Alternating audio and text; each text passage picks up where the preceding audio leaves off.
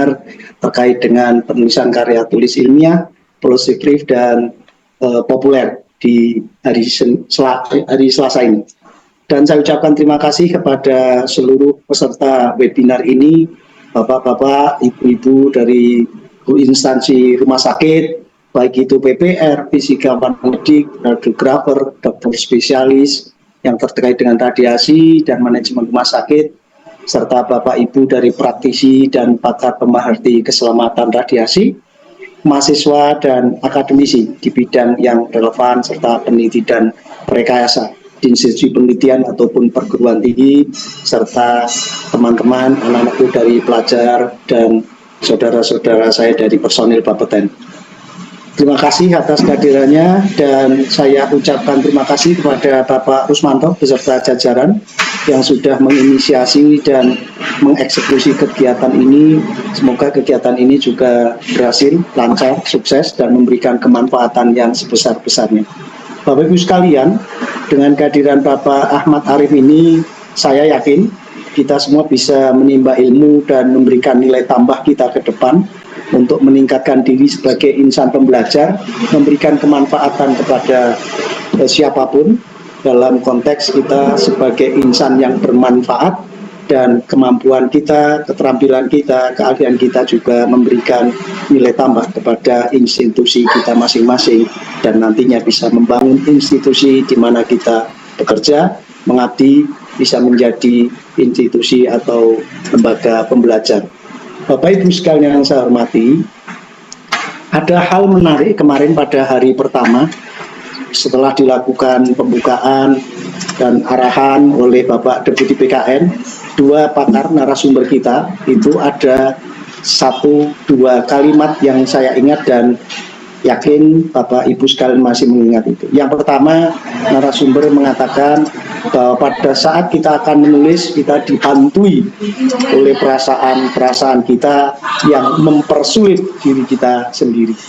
Jadi sebelum menulis, kita sudah mikir yang sulit-sulit, dan pada saat menulis, kita dihadapkan pada ketakutan-ketakutan sendiri. Nah, ini yang memvalidasi siapa? Yang akan mengesahkan siapa? Bagaimana? Yaitu beliau, narasumber kita dari UGM menyatakan, kok mau nulis mempersulit diri kita sendiri. Nah, dalam kaitan ini saya ingin menyampaikan kalimat yang kedua dari ITB. ITB ya, Pak siapa Bu Is? Dari UGM. UGM. Yang dari UGM juga ya, Pak siapa itu? Lupa saya. Undip, Pak Anam, UGM, Ibu Beva. Ya, Pak Anam. Nah, itu beliau menyebutkan produk ilmiah kita terkait dengan tulis, karya tulis dan sebagainya masih sangat rendah. Bapak Ibu sekalian, ini menjadi perhatian kita bukan untuk menilai siapa, tetapi ini menjadi tempat untuk menilai diri kita bahwa kita juga harus berkontribusi dan memberikan kemanfaatan kepada siapapun. Bukan hanya terkait dengan pelaksanaan pengawasan tenaga nuklir oleh Bapeten, bukan hanya terkait dengan disiplin ilmu yang kita kuasai, tapi di hari kedua ini kita akan mendapatkan pembelajaran yang lebih universal karena terkait dengan apa yang bisa kita sumbangkan, yang mampu kita pikirkan untuk kemaslahatan bersama. Penulisan populer sangat penting. Penulisan sangat penting, tapi berbasis kepada kemampuan literasi kita.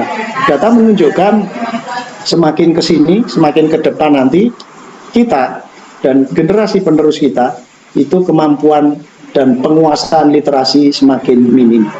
Bapak Ibu sekalian, saya hanya bukan menguji, tetapi sejauh mana kita sebagai bangsa Indonesia, sebagai suku-suku yang hidup di bangsa Indonesia, di Negara Kesatuan Republik Indonesia, sudah mempunyai literasi yang bagus terhadap budaya tulis yang diwariskan oleh pendahulu-pendahulu kita.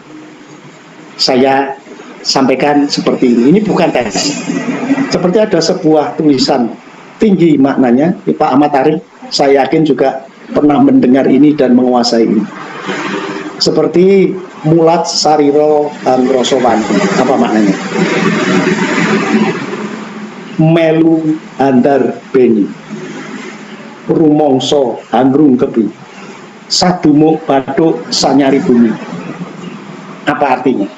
Nah, kalau kita tidak mempunyai literasi yang cukup, kita menyelam ke masa lalu, mempelajari, membaca, mencermati apa-apa yang pernah ditulis oleh pendahulu-pendahulu kita, dalam semua keterbatasannya, beliau saat itu sudah menghasilkan warisan, tulisan adiluhung yang tinggi nilainya, dan ternyata itu menjadi missing link, rantai yang hilang, yang bisa dipegang, dipahami dan diamalkan oleh generasi penerusnya. Di setiap suku punya kebudayaan juga masing-masing. Bapak Ibu sekalian, bangsa Indonesia, misalnya suku Batak, suku Jawa, Bali, dan seterusnya, mempunyai huruf-huruf tersendiri, mempunyai cara tulis sendiri. Tetapi huruf-huruf itu sudah hilang dan musnah. Hanya beberapa segelintir orang yang mendalami, bisa membaca, bisa menulis, bisa mendiseminasi. Nah, bersama Pak Ahmad Arief, mari kita bisa menilai diri sejauh mana kita sudah menjadi bagian rantai yang hilang kepada diri kita, kepada anak kita, kepada generasi penerus. Maka ini menjadi sangat penting bahwa kita harus mampu memberikan kemanfaatan. Untuk berbicara kepada siapapun sangat terbatas. Lisan kita hanya satu. Dengan YouTube mungkin itu hanya menjadi segmen tertentu, tapi menjadi tulisan, maka menjadi warisan yang akan kekal dalam tanda petik untuk kemanfaatan. Bapak Ibu sekalian, menjadi penilaian diri bahwa kita harus memperkaya literasi dan meningkatkan kemampuan kita untuk berbagi pengetahuan, pengalaman, dan itu menjadi warisan yang bermakna, bermanfaat bagi siapapun. Bapak Ibu sekalian, kembali kepada webinar ini, bahwa kegiatan ini seperti yang disampaikan oleh Bu MC tadi, Bu Iswandari ini merupakan kegiatan yang berkelanjutan diharapkan, dan Bapak Deputi PKN sudah memberikan arahan untuk bisa diperdalam menjadi tematik-tematik tertentu yang kiranya penting untuk didalami dan dilanjutkan dengan program yang berkelanjutan. Saya yakin Pak Rusmanto sebagai pengelola kegiatan dan komandan lapangan bisa menindaklanjuti ini beserta jajarannya. Bapak Ibu sekalian, tujuan dari webinar ini 2 hari sudah kita lalui, bagaimana menulis karya tulis ilmiah, bagaimana membuat policy brief, dan sekarang kita akan bersama-sama menuntut ilmu, menimba ilmu kepada Pak Ahmad Arief, sehingga penulisan populer ini tidak terbatas bagaimana menulis tentang disiplin ilmu kita, bagaimana menulis tentang diseminasi tugas pokok wewenang lembaga kita, tetapi setiap orang mempunyai interest, mempunyai tabungan-tabungan literasi yang kiranya bisa berbagi untuk kemaslahatan kita bersama. Bapak Ibu sekalian, saya yakin Bapak Ibu bisa mengikuti webinar ini dengan sebaik-baiknya, dan terima kasih sekali lagi Pak Ahmad Arief, kiranya, dan saya yakin ilmu Bapak juga akan bermanfaat bagi kami semua. Bapak Ibu sekalian yang saya hormati, Bapak Ibu khusus kepada Pak Ahmad Arief, saya yakin dalam penyelenggaraan webinar ini ada hal-hal yang tidak berkenan atau tidak nyaman itu. Saya atas nama pribadi, Dede Sumargo, mohon maaf, dan sekali lagi semoga acara ini bisa bermanfaat dan memberikan keberkahan kita semua.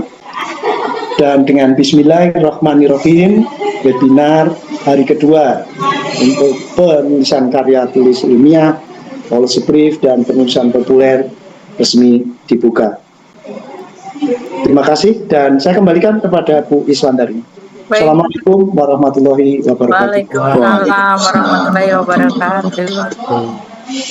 Baik Bapak Ibu hadirin, sebelum memasuki acara inti, perkenankan panitia untuk mendokumentasikan Bapak Ibu peserta webinar. Mohon berikan senyum yang terbaik. Dokumentasi akan diarahkan oleh operator. Kami silakan. Baik, terima kasih.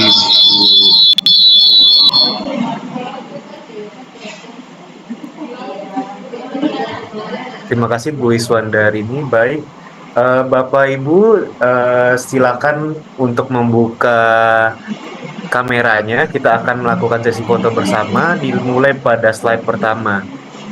Slide pertama bersiap, 1, 2, 3. Baik, slide berikutnya bersiap, 1, 2, 3. Slide berikutnya, 1, 2, 3. Oke, terima kasih Bapak Ibu. Baik, terima kasih Bapak Fahmi. Sebagai informasi dari panitia, bagi Bapak Ibu peserta webinar yang pertanyaannya dibacakan oleh moderator terhitung mulai kemarin hari Senin sampai dengan hari ini, akan diberikan cenderamata dan dikirimkan ke alamat yang telah Bapak Ibu submit di form lembar pertanyaan. Jadi mohon hari ini Bapak Ibu dapat aktif untuk bertanya. Selanjutnya memasuki acara inti, yaitu pemaparan materi oleh narasumber sekaligus diskusi dan tanya jawab. Bapak Ahmad Arif dari Kompas, bertindak selaku moderator adalah Ibu Endang Gunarsi, dengan waktu hingga pukul 11.00. Kepada Bapak Ahmad Arif dan Ibu Endang Gunarsi, disilakan. Terima kasih Ibu Suwandarini. Selamat pagi kepada Ibu. Pagi. Iya. Assalamualaikum warahmatullahi wabarakatuh. Salam sejahtera untuk kita semua. Yang terhormat Bapak dan Ibu peserta webinar dan juga Bapak narasumber kita yang luar biasa, Bapak Ahmad Arif. Selamat pagi dan selamat datang di webinar tahunan kita, yaitu webinar penulisan ilmiah, policy brief, dan penulisan populer. Perkenankan saya Endang Gunarsi untuk memandu jalannya paparan dan juga diskusi pada sesi ini kurang lebih 2 jam ke depan. Bapak dan Ibu, sebagai pembuka, di tengah arus informasi yang begitu deras, ya, peran tulisan ilmiah populer menjadi sangat-sangat krusial. Ia bukan hanya sekedar media penyampaian fakta, tetapi juga alat untuk menggerakkan pemikiran, menyentuh emosi, dan bahkan mendorong perubahan sosial. Lalu bagaimana peran kita sebagai person yang bergerak di pemerintahan, akademisi, dan peneliti? Apakah kontribusi melalui tulisan populer dapat efektif mengedukasi publik atau menggerakkan pemikiran publik? Dan bagaimana cara mengajikan tulisan populer yang baik? Untuk itulah pada webinar hari kedua ini kita akan kupas tuntas mengenai teknik dan praktik menulis sains populer. Dan telah hadir bersama kita hari ini narasumber istimewa kita, Bapak Ahmad Arif. Selamat pagi Bapak, dan salam kenal. Selamat pagi, Bu. Ya, selamat pagi. Ya, beliau ini adalah seorang jurnalis dan wartawan senior di Kompas, juga penulis dari puluhan artikel dan buku, serta seorang pegiat citizen science yang telah lama menjembatani dunia sains dengan masyarakat luas. Selain itu, beliau ini juga aktif sebagai peneliti di Koalisi Rakyat untuk Kedaulatan Pangan atau KRKP, kemudian juga menjadi co-lead pada platform Pelapor Sehat, kemudian juga menjadi board member di Aliansi Jurnalis Independen. Dan hebatnya lagi Bapak dan Ibu, beliau ini penerima berbagai penghargaan jurnalistik, termasuk dari SOPA dan juga One Ink. Karya-karya beliau seperti Hidup Mati di Negeri Cincin Api, ada juga Sagu Papua untuk Dunia, hingga artikel-artikel lain telah tentang perubahan iklim dan juga pandemi telah banyak membuka mata publik akan isu-isu kritis berdasarkan data dan riset luar biasa beliau ini. Ya, baik Bapak dan Ibu, tanpa berpanjang kata, mari kita simak bersama paparan dari Bapak Ahmad Arif yang akan berbagi dengan kata bagaimana menulis sains dengan gaya populer, menarik, dan tetap akurat. Nanti saya mengingatkan kepada Ibu yang ingin bertanya, nanti silahkan tuliskan gitu ya di dalam form pertanyaan yang telah disediakan oleh panitia, dan nanti akan kita bahas bersama setelah presentasi berakhir. Baik, kepada Bapak Ahmad Arif, waktu dan layar kami silakan. Silakan Bapak. Terima kasih Ibu Endang, terima kasih Pak Dedi dan teman-teman Bapak yang mengundang saya. Suara saya kedengaran ya? Benar, Pak Arif. Baik, selamat pagi Bapak Ibu semua. Assalamualaikum warahmatullahi wabarakatuh. Saya senang sekali diundang untuk menyampaikan mengenai penulisan ya, dan terutama penulisan populer gitu. Karena menurut saya ini satu hal yang penting ya, tadi disinggung oleh Pak Dedi juga mengenai persoalan literasi ya, dan kita tahu di Indonesia ini salah satu tingkat literasinya termasuk yang sangat rendah sekali ya. Beberapa waktu lalu misalnya laporan UNESCO ya, hanya 1 dari 1.000 orang ya di Indonesia yang mungkin sampai sekarang masih membaca buku dan seterusnya. Dan saya pikir ini sangat terkait juga dengan kemudian banyak hal yang lain ya, sampai kemudian karena saya pikir sains dan literasi dan pengetahuan itu jadi fondasi penting bagi kehidupan ya, dan juga bahkan ekonomi dan kemajuan saat ini dan seterusnya gitu. Nah, saya hanya akan menyampaikan mengenai dasar-dasar mengenai bagaimana menulis populer sebenarnya, terutama yang berbasis sains. Saya sendiri sampai sekarang masih aktif di Kompas ya, sudah 21 tahun ya, berarti 20 hampir 22 tahun sekarang. Background saya mungkin sebagai pengantar ya, saya sebenarnya bukan belajar jurnalistik ya. Saya dulu kuliah S1 itu di teknik arsitektur. Saya cuma mau cerita ya, karena apa? Karena di Indonesia mungkin ada kecenderungan seolah-olah yang bisa menulis itu hanya orang-orang di bidang sosial gitu ya.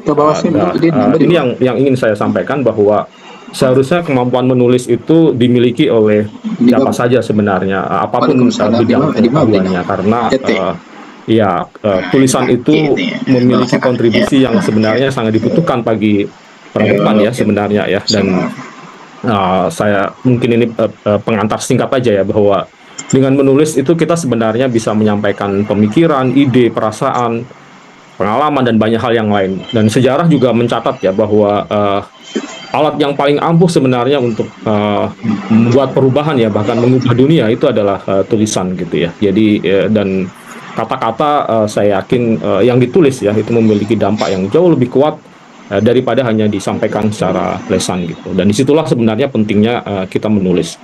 Nah, di Kompas sendiri, di tempat saya bekerja, kebijakannya itu dulu sebenarnya lebih membuka jurnalisnya ya. Jadi jurnalis-jurnalis yang direkrut di Kompas itu kebanyakan justru dari berbagai macam ilmu pengetahuan, bukan hanya dari jurnalistik ya. Jurnalistik malah justru relatif terbatas. Kenapa gitu?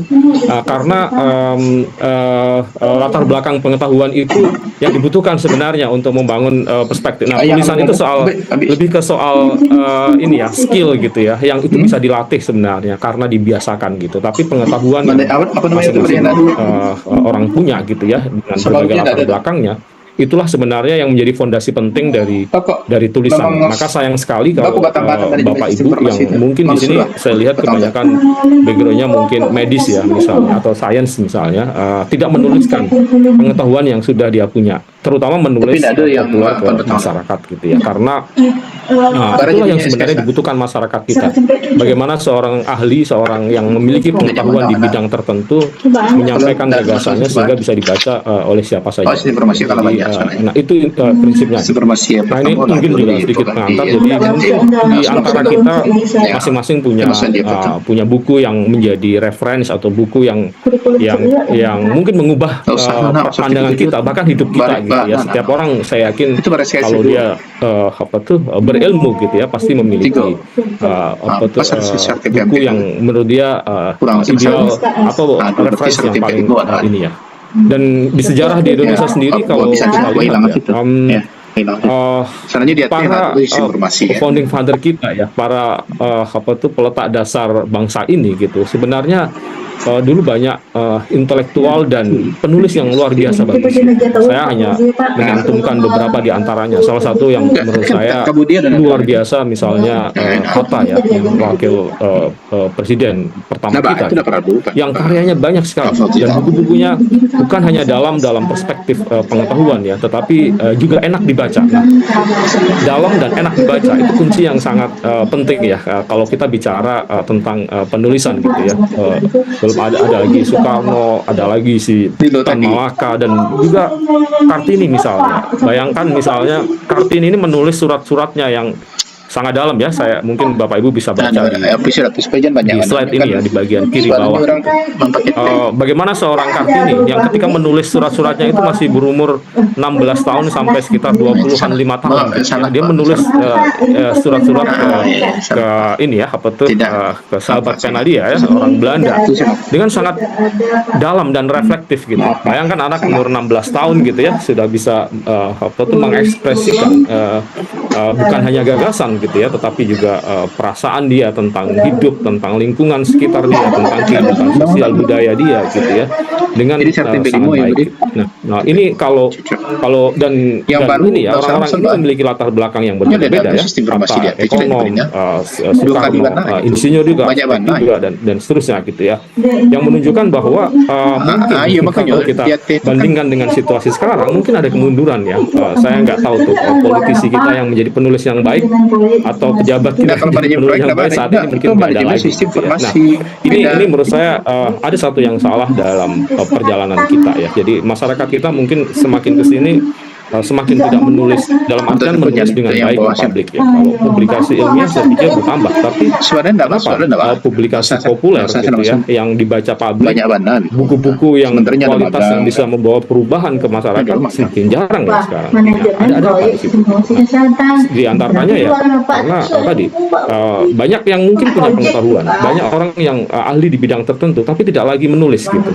Nah, tadi karena ada satu sepertinya ada pemisahan gitu ya, bahwa seolah-olah menulis populer, menulis kepada publik itu urusan orang-orang di bidang ilmu sosial saja gitu. Kalau sudah ahli kedokteran, ahli teknik misalnya, tidak lagi berkepentingan untuk menulis secara populer kepada publik gitu. Padahal kalau kita lihat banyak sekali para saintis ya di luar negeri ya, dia ahli bioteknologi, dia ahli sains gitu ya, misalnya membuat tulisan dan buku-buku yang sangat bagus sekali gitu. Saya ada satu buku yang menurut saya sangat menarik tentang kanker ya dan genetik gitu, yang seorang ahli dari India Amerika gitu ya, yang menulis buku bagus sekali gitu. Dan nanti saya kasih beberapa contoh yang lain gitu ya, bahwa kalau di luar memang sepertinya gitu ya, walaupun dia saintis yang baik, juga penulis yang sangat baik di bidang kepada publik gitu. Nah, sedikit lagi sebelum nanti kita akan mulai menulis gitu ya, pandemi COVID kemarin sebenarnya memberi pelajaran yang sangat penting ya, sangat berharga bagi kita ya, betapa pentingnya komunikasi sains ke publik gitu. Kita lihat betapa besarnya peredaran hoax ya, hoax dan dipercaya oleh masyarakat gitu ya, tentang COVID, tentang penanganan COVID dan seterusnya gitu ya, yang itu terjadi diantaranya karena ada kekosongan pengetahuan yang dimiliki oleh masyarakat gitu ya. Mungkin banyak dokter, banyak saintis gitu yang sebenarnya sudah tahu gitu ya tentang persoalan COVID misalnya ya, ataupun misalnya lebih paham lah tentang COVID, tapi karena absennya pengetahuan, literasi tentang pengetahuan yang benar di COVID di masyarakat, akhirnya masyarakat lebih percaya apa yang disampaikan influencer, apa yang disampaikan buzzer di sosial media, di Twitter, di internet dan macam-macam yang lain dibandingkan dan ya kita tahu gitu ya, banyak jurnal ilmiah, berapa banyak sih yang baca masyarakat luas gitu ya, di kalangan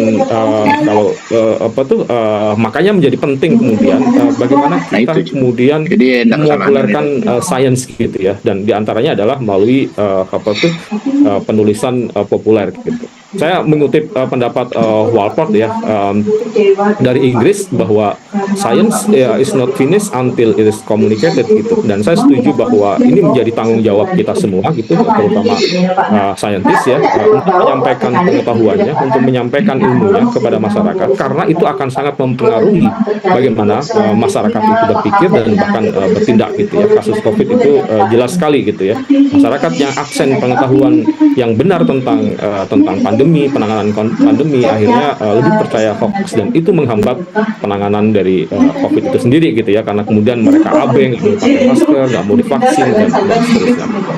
Nah, berikutnya, saya juga ingin mengutip ini sedikit gitu ya sebagai refreshing dulu sebelum nanti kita mulai yang agak lebih teknis. Jadi banyak orang pintar nggak mau menulis gitu ya. Padahal tadi menulis itu adalah kerja keabadian gitu. Saya setuju sekali dengan apa yang disampaikan sastrawan kita gitu Pramudia Andalutur. Orang boleh pandai setinggi langit, tapi selama ia tidak menulis, ia akan hilang ke dalam di dalam masyarakat dan dari sejarah gitu. Jadi menulis adalah kerja untuk keabadian. Dan ini ada beberapa contoh saja gitu ya. Jadi menulis bukan tulisan ilmiah, paper dan seterusnya menjadi sangat penting, tetapi menjadi penting juga gitu ya. Kita kemudian bagaimana kemudian membawa itu ke ranah publik yang lebih luas. Dan banyak sekali ya sebenarnya buku-buku yang ditulis oleh saintis, ditulis oleh ini, dan syaratnya biasanya tulisannya itu harus enak dibaca gitu. Jadi ketika kita membaca tulisan yang basicnya sains misalnya, itu orang bisa bukan hanya dapat pengetahuan gitu ya, tetapi dapat perspektif dan bahkan tersentuh tersentuh emosinya gitu ya, sehingga melakukan perubahan. Ini salah satu contoh buku yang menurut saya sangat baik sekali ya, ditulis oleh Carson. Carson ini seorang doktor biolog ya, yang judulnya Silent Spring gitu ya. Judulnya aja menarik gitu ya. Dan ini kenapa menurut saya sebagai contoh yang menarik ya. Jadi karena buku ini menjadi satu contoh bahwa dari buku bisa membawa perubahan gitu ya. Jadi ini tulis Carson tentang pada tahun 60-an ya, ketika itu revolusi hijau baru dimulai dan dampak terhadap pestisida terhadap lingkungan, inseksida terhadap lingkungan itu terjadi. Dan menarik sekali bagaimana cara dia menulis gitu. Buku ini membawa perubahan karena bukan hanya pengetahuannya yang mungkin saat itu relatif baru ya, men-challenge mengenai revolusi hijau saat itu, tetapi adalah cara dia menuliskannya gitu. Jadi kalau Bapak Ibu mungkin nanti ada kesempatan baca buku ini, bisa dicari juga bukunya. Itu baca bukunya naratif sekali. Naratif itu dibaca sangat mengalir gitu ya, seperti kita membaca mungkin cerpen gitu, tapi semuanya fakta ilmiah gitu ya. Jadi dia menuliskan tentang kenapa pada musim semi di tahun itu sangat sepi sekali gitu ya, tidak ada suara burung dan seterusnya gitu ya. Dan kemudian dari situ kemudian dia mengkaji bahwa ini terkait dengan pencemaran karena efek insektisida ya, khususnya DDT saat itu yang baru dipakai. Dan itu buku ini menjadi inspirasi bagi lahirnya banyak gerakan lingkungan gitu ya, dan studi-studi tentang lingkungan. Nah, itu beberapa contoh aja bahwa buku tidak hanya cukup menyampaikan data, tetapi bagaimana menuliskannya itu menjadi sangat penting gitu. Nah, ini sedikit saya promo juga gitu ya. Jadi saya beberapa tahun lalu lah menulis tentang buku tentang masyarakat adat dan kedaulatan pangan. Ini saya tampilkan review dari ChatGPT nih. Dari saya pengen tahu gitu bagaimana masyarakat melihat buku saya, mereview buku saya gitu ya, dan yang menurut menurut mereka gitu ya, dan ini diresum oleh ChatGPT gitu ya, bahwa kekuatan buku ini adalah diantaranya adalah gaya penulisan yang mengalir gitu. Jadi, nah di sini nanti saya ingin mengajarkan bahwa teman-teman ketika menulis usahakan ya tulisannya mengalir gitu ya, biar enak dibaca, biar orang tidak bosan gitu ya ketika membaca sesuatu yang mungkin berat gitu ya, yang sesuatu yang rumit gitu. Dan kisah-kisah nyata, kisah-kisah yang manusiawi itu menjadi penting di dalam tulisan, karena itu membuat orang merasa terlibat dan merasa bahwa ini terkait dengan kita gitu ya. Selain adalah bagaimana kita menganalisis data menjadi lebih komprehensif ya. Jadi walaupun persoalan pangan, tapi bagaimana kita mengkaitkan dengan persoalan sosial, ekologi dan macam-macam yang lain. Oke, ini intro yang semoga nggak terlalu panjang. Nah, berikutnya saya akan masuk ke inti tulisan ya. Tulisan populer ya. Jadi kemarin saya sempat menyimak penjelasan yang dari pemapar tentang bagaimana menulis ilmiah gitu ya. Nah, saya ingin yang mungkin agak berbeda ya. Walaupun ada beberapa hal diantaranya adalah memiliki irisan gitu, tapi memang menulis populer ada beberapa prinsip yang sedikit berbeda. Nah, kalau tulisan ilmiah itu kan terutama ditujukan pada peer review ya. Jadi kalau misalnya kita menulis jurnal tentang medis gitu ya, kita kan berharap itu direview dan dibaca oleh kalangan sejawat medik gitu ya, dan menjadi diskursus di bidang ilmu pengetahuan gitu ya, dan untuk pengembangan sains berikutnya dan seterusnya. Nah, ketika kita menulis populer, di kepala kita harus tergambarkan bahwa kita menulis untuk semua kalangan gitu. Jadi tulisannya berbeda dengan tulisan saintifik yang memang ini ada tulisan saintifik itu untuk membangun reputasi atau kepakaran saintisnya gitu. Kalau tulisan populer itu tujuan utamanya adalah agar orang kebanyakan itu masyarakat yang beragam ya, yang secara umum lah ya, bisa memahami satu persoalan yang ditulis. Dan selain memberi pengetahuan, juga adalah menghibur sebenarnya, membuat orang membaca itu menjadi suka membacanya gitu ya. Sehingga tulislah dengan bahasa yang sederhana, mudah dimengerti dan enak dibaca. Jadi itu mungkin agak abstrak ya. Nanti kita akan lihat ya bagaimana agar tulisan itu yang dengan bahasanya lebih sederhana, mudah dimengerti dan enak dibaca. Jadi menulis sains populer itu ya seperti sederhananya sebenarnya memopulerkan sains ya. Kita ingin bahwa sains tidak hanya dibaca oleh sejawat atau para ahli di bidang tertentu, tapi oleh masyarakat yang luas gitu. Nah, sehingga apa? Ya kita berharap bahwa kita menyampaikan gagasan dan pengetahuan kepada masyarakat yang luas ya, masyarakat yang berbeda-beda level pendidikannya, level pengetahuannya gitu ya, dan tujuannya ya agar masyarakat tetapi sebelum itu ya kita harus paham dulu gitu, bagaimana sih sebenarnya publik itu pola pikirnya gitu ya, karena setengah nih.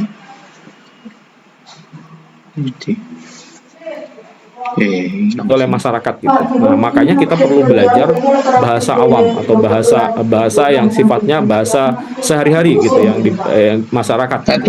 Dan di dalam menulis populer gitu ya, kita harus berusaha untuk menyederhanakan yang mungkin hanya difahami oleh kalangan internal gitu ya, mungkin kalangan medis gitu ya. Bahasa medis itu kan berbeda dengan bahasa umum gitu ya. Nah, kita harus berusaha menyederhanakannya, bukan nambah rumit gitu. Jangan sampai orang setelah membaca tulisan kita tambah pusing tuh. Ini apa ya maksudnya? Pasti orang nggak akan melanjutkan membacanya atau bahkan mungkin kapok gitu ya untuk membacanya. Nah, saya meresum secara secara sederhana ya. Jadi secara umum kira-kira perbedaannya inilah ya. Jadi kalau penulisnya ya, penulisan ilmiah ya akademisi, peneliti, saintis gitu ya. Kalau populer itu sebenarnya bisa ditulis siapa saja. Artinya apa? Akademisi dan peneliti juga bisa dong menulis di situ gitu ya.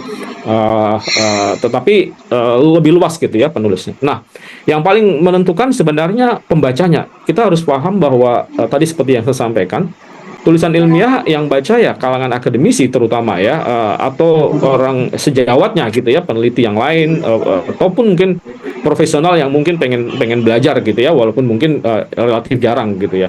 Nah, tulisan populer itu dibaca siapa saja gitu, dari anak-anak yang mungkin hingga kalangan dewasa gitu, dari yang awam dan pendidikan tinggi. Maka kalau Bapak Ibu menulis populer gitu ya, di media massa, menulis di blog pribadi, di Instagram, di sosial media dan seterusnya, kita harus sudah mulai punya kesadaran dengan sadar bahwa tulisan saya ini bisa dibaca oleh anak-anak hingga dewasa loh, dari orang yang pendidikannya sangat awam sampai pendidikan tinggi gitu, sehingga kemungkinan terjadinya pertentangan atau diskursus di situ itu mungkin akan lebih tinggi karena tadi variasi orang yang baca akan lebih beragam gitu ya. Jadi itu gitu. Nah, secara umum isinya juga mungkin ada sedikit perbedaan gitu ya. Kalau ilmiah itu biasanya kan semakin spesifik, semakin detail dengan data-data primer yang semakin kuat pasti akan semakin baik. Kalau populer karena tadi pembacanya itu adalah awam ya, masyarakat luas gitu ya. tema-tema yang sangat spesifik perlu ditambahi konteks sehingga menjadi lebih umum gitu ya. Kenapa? Biar mudah dipahami gitu, dan masyarakat memiliki relasi gitu ya, memiliki keterkaitan dengan itu gitu. Dan sangat penting lagi adalah aktualitas dan konteks gitu. Nanti kita akan bicara kenapa aktualitas dan konteks itu sangat penting dalam penulisan populer. Oke, mungkin ini terus kita akan lihat lagi. Nah, ini mungkin contoh aja gitu ya. Misalnya ini di laporan di jurnal Nature ya, kalau nggak salah, Nature atau Science saya lupa. Nature ya, Human Origin in Southern African Paleo Wetland and Forced Migration, beberapa tahun yang lalu ya misalnya ya. Lalu kemudian ini versi ilmiahnya gitu. Pada hari yang sama ketika setelah itu diterbitkan, media gitu ya menuliskan secara populer gitu. Ada beberapa hal yang mungkin disederhanakan gitu ya ketika menulis populer gitu ya. Ketika misalnya BBC kan kemudian menulis bahwa origin of modern human traced to Botswana gitu. Di artikel ilmiahnya mungkin tidak spesifik menyebut Botswana gitu ya, tapi Southern African gitu ya misalnya. Tetapi untuk mempermudah masyarakat ya udah Botswana gitu ya. Artinya daerah yang dulu di Southern African yang dulu belum ada Botswana ya, tentu saja ya, karena udah ratusan ribu tahun yang lalu gitu ya, disederhanakan lokasinya itu kira-kira di Botswana saat inilah gitu ya, penemuan itu gitu ya. Sama juga di Kompas waktu itu saya kebetulan menulis gitu dengan bahasa yang lebih sederhana, Botswana kampung halaman umat manusia gitu. Walaupun di dalamnya kemudian dijelaskan bahwa itu adalah dulu Southern African dan perubahan lingkungan dan seterusnya gitu. Tapi intinya adalah kita berusaha untuk memudahkan orang memahami dengan konteks yang ada saat ini gitu ya. Nah, di situ peran penulisan populer gitu. Ini contohnya. Nah, contoh yang lain misalnya jika diperlukan dalam penulisan populer itu ya pasti ya judulnya, cara menulisnya dibuat lebih sederhana, kalau perlu ditambahi dengan infografis yang memudahkan orang untuk paham misalnya gitu ya. Jadi ini beberapa contoh tulisan saja gitu. Nah, contoh yang lain tulisan jadi kalau di media gitu ya, di media itu rata-rata ada ruang bagi penulis dari luar ya. Kalau tadi kan tulisan-tulisan yang ditulis sendiri oleh jurnalisnya ya, misalnya ini waktu itu saya yang menulis ya, kebetulan saya ada di desk Science dan Teknologi gitu ya, jadi menulis sendiri gitu ya untuk medianya sendiri. Nah, di Kompas sendiri ada ruang sebenarnya yang didedikasikan untuk penulis dari luar, terutama dari akademisi, peneliti dan seterusnya ya, untuk menuliskan pandangannya secara populer ke masyarakat. Nah, inilah kemudian kalau di media disebutnya adalah op-ed gitu ya, opinion editorial gitu. Jadi biasanya ada di halaman samping tulisan opini atau tajuk pemikiran dari redaksi. Jadi kalau teman-teman buka di Kompas pasti akan bisa lihat mungkin di halaman tengah-tengah itu ada, kalau ini ditulis oleh redaksi tentang bagaimana pandangan redaksi, pandangan Kompas gitu ya terkait persoalan saat ini gitu ya. Misalnya ini persoalan dalam negeri, biasanya ini persoalan luar negeri. Nah, inilah halaman yang didedikasikan untuk penulis-penulis dari luar untuk menyampaikan gagasannya, pikirannya tentang persoalan yang sedang jadi perdebatan gitu ya di publik gitu ya, dengan kepakaran yang dia miliki gitu. Jadi siapa aja sih yang bisa nulis ya, siapa saja sebenarnya, tapi kebanyakan adalah orang-orang yang memiliki ahli di bidang itu gitu ya, tetapi ditulis dengan gaya populer gitu. Nah, kita berharap sebenarnya halaman ini menjadi intellectual exercise gitu ya, menjadi menjadi ruang penyampaian gagasan para intelektual untuk publik gitu ya. Misalnya terkait sama COVID misalnya waktu itu, terkait sama ekonomi sekarang, perang dagang Amerika Cina dan seterusnya gitu ya. Temanya macam-macam yang sedang menjadi perdebatan publik gitu ya. Misalnya ketika ada wabah tertentu atau mungkin persoalan nuklir dan seterusnya juga bisa di situ. Nah, ini mungkin nggak perlu saya urai lebih ini, nanti Bapak Ibu bisa baca di slide yang saya sampaikan gitu. Jadi kriterianya bagaimana sih gitu ya, cara menuliskannya gitu. Jadi artikelnya harus asli, bukan plagiasi dan seterusnya. Kemarin udah disampaikan ya, bukan plagiasi. Belum pernah dimuat di media lain, topik aktual dan seterusnya. Ini mungkin nanti bisa dibaca sendiri sampai ke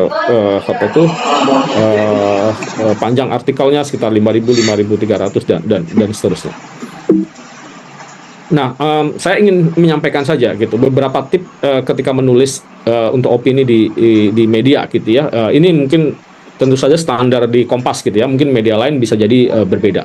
Tapi secara umum biasanya ketika kita menerima tulisan dari luar ya, penulis dari luar gitu ya. Ada dua hal yang kita lihat ya. Editornya akan melihat dua hal. Yang pertama adalah tulisannya ada masalah substansi atau tidak gitu. Yang kedua adalah bagaimana penulisannya gitu. Makanya penulisan menjadi penting karena bukan hanya substansi yang dilihat, tapi bagaimana cara gagasan itu ditulis.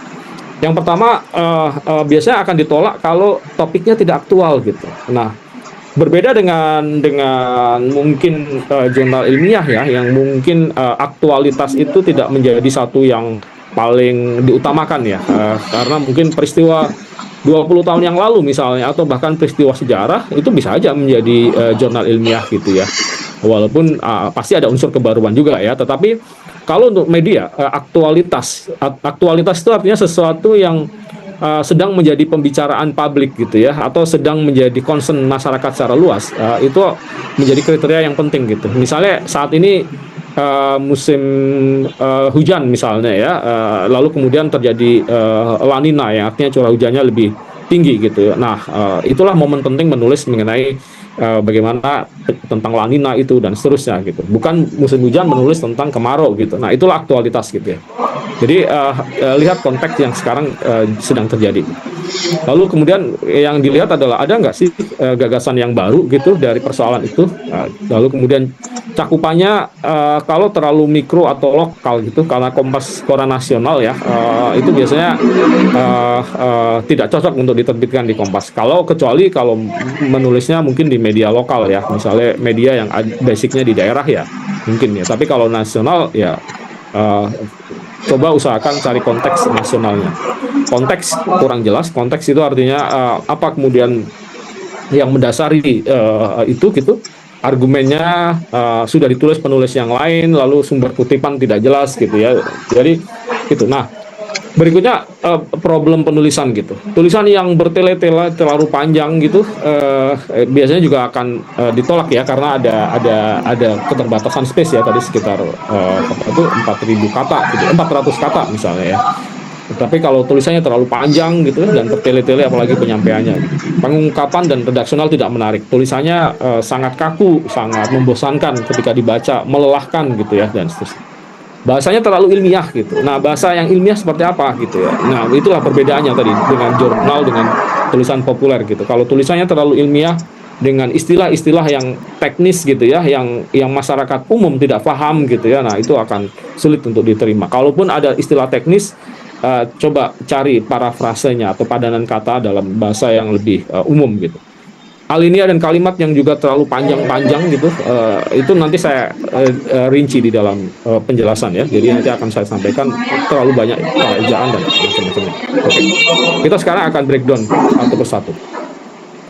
Nah, sekarang bagaimana nih menjembatani sains dengan publik? Tadi kan saya sampaikan ya, bahwa menulis populer itu kan ibaratnya kita mempopulerkan sains. Artinya kita ingin menjembatani publik dengan sains gitu ya. Prinsipnya sebenarnya ya akurat lah, brief, clear gitu ya.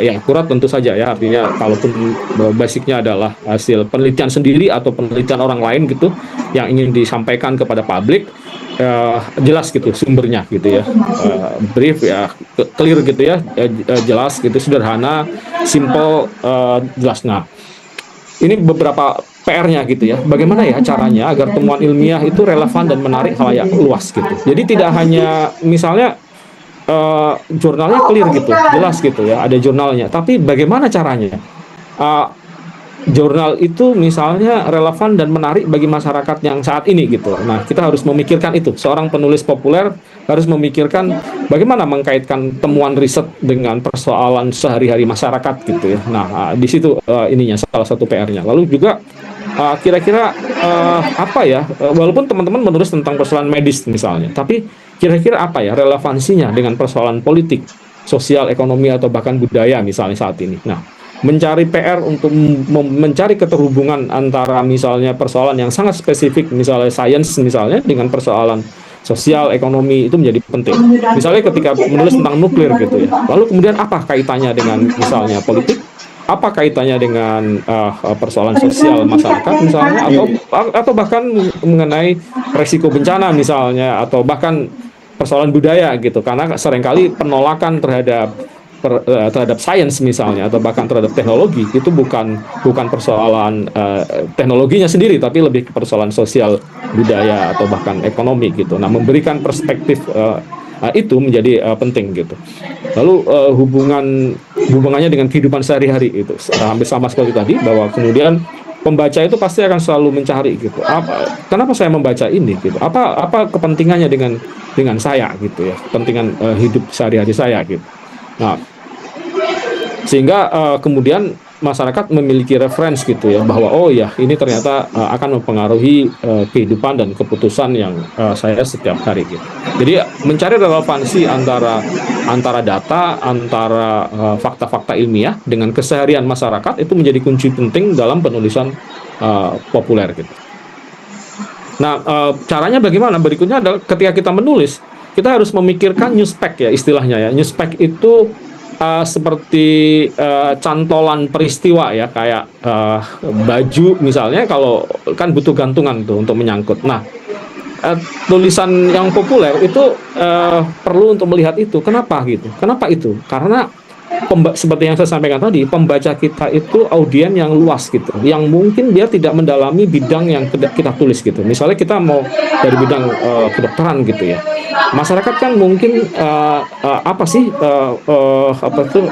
misalnya tentang temuan antibiotik yang baru misalnya, atau resistensi antibiotik misalnya, kan orang kan mungkin nggak mendalami itu gitu. Nah, bagaimana caranya agar temuan itu bisa punya relevansi dengan persoalan masyarakat sehari-hari? Oh, baru kemudian dijelaskan bahwa resistensi antibiotik misalnya itu ternyata bisa mempengaruhi bagaimana penanganan penyakit, resiko dalam mengatasi penyakit dan macam-macam yang lain. Jadi kita harus mencoba menerjemahkan yang sangat spesifik tadi ke masyarakat. Nah, itu pentinglah melihat newspek gitu, cantolan peristiwa. Bisa aja ada peristiwa terbaru, ada kebijakan terbaru, yang intinya adalah ada konteks ketika kita sedang menulis. Jadi tidak ujuk-ujuk, misalnya teman-teman punya ide untuk menulis tentang keamanan nuklir gitu. Nah, tunggu dulu momennya gitu, lihat momen, jeli melihat momen gitu ya.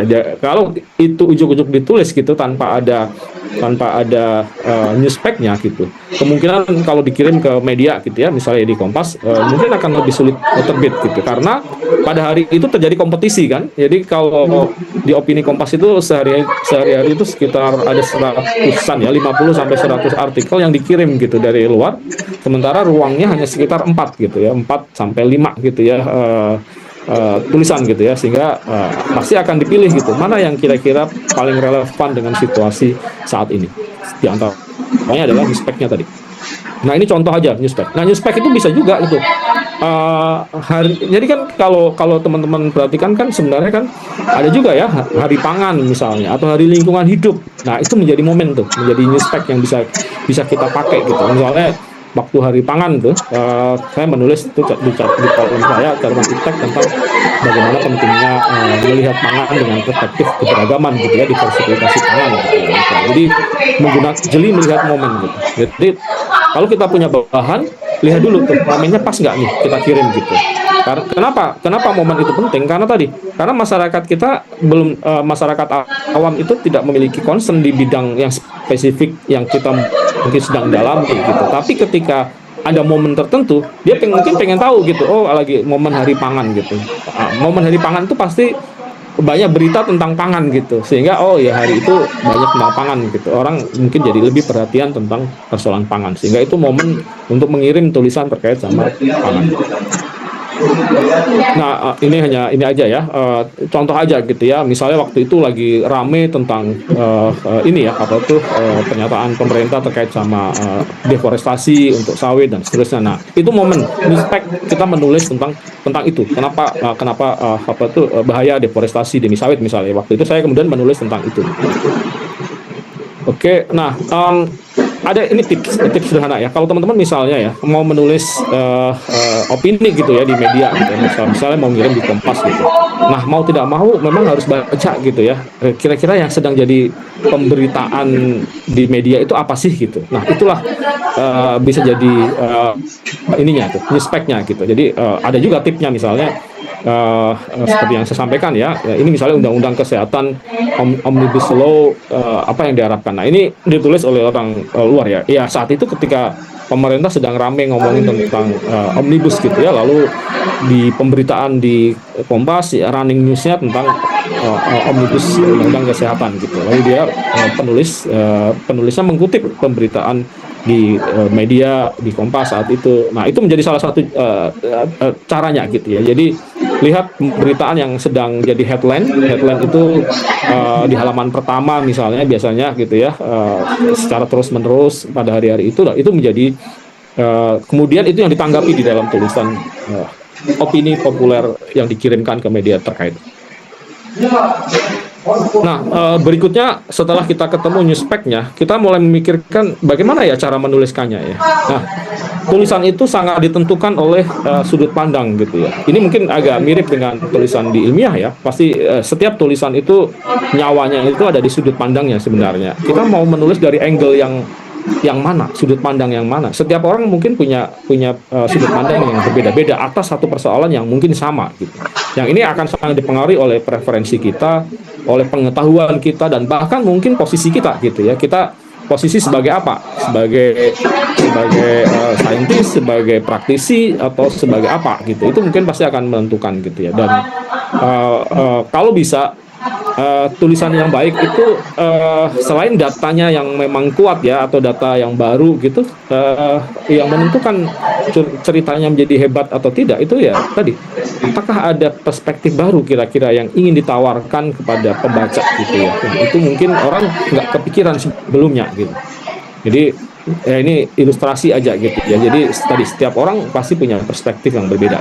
Dalam posisi orang sedang di laut melihat orang yang di di kejauhan di bawah pohon kelapa itu adalah harapan gitu ya. Tapi sebaliknya gitu, orang melihat perahu ini adalah harapan. Jadi setiap orang punya perspektif yang berbeda-beda. Ini contohnya misalnya.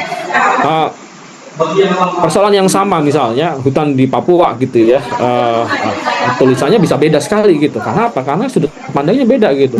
Yang satu menulis tentang hutan yang hilang memiskinkan suku Moi gitu. Yang satu lagi kebun sawit untuk rakyat Papua. Jadi perspektif yang berbeda akan menghasilkan tulisan yang sangat berbeda. Nah, bagaimana kita memilih perspektif yang menurut kita paling pas gitu ya dengan posisi kita gitu dan dengan pengetahuan kita gitu. Nah, idealnya ketika menulis itu sudut pandangnya atau perspektifnya ya memang sesuatu yang menarik gitu. Ini misalnya contoh aja. Ini mungkin Bapak Ibu bisa dibaca ya. Nah, anjing menggigit orang menggigit anjing gitu. Kira-kira mana yang lebih menarik gitu? Kalau boleh tahu gitu. Ada yang mau merespon nggak? Boleh langsung komen kalau mau. Bapak Ibu peserta sudah Kira-kira yang mana? Poin 1 atau 2? Yang lebih menarik mana kira-kira? Yang kira-kira ingin dibaca lebih lanjut? Ada?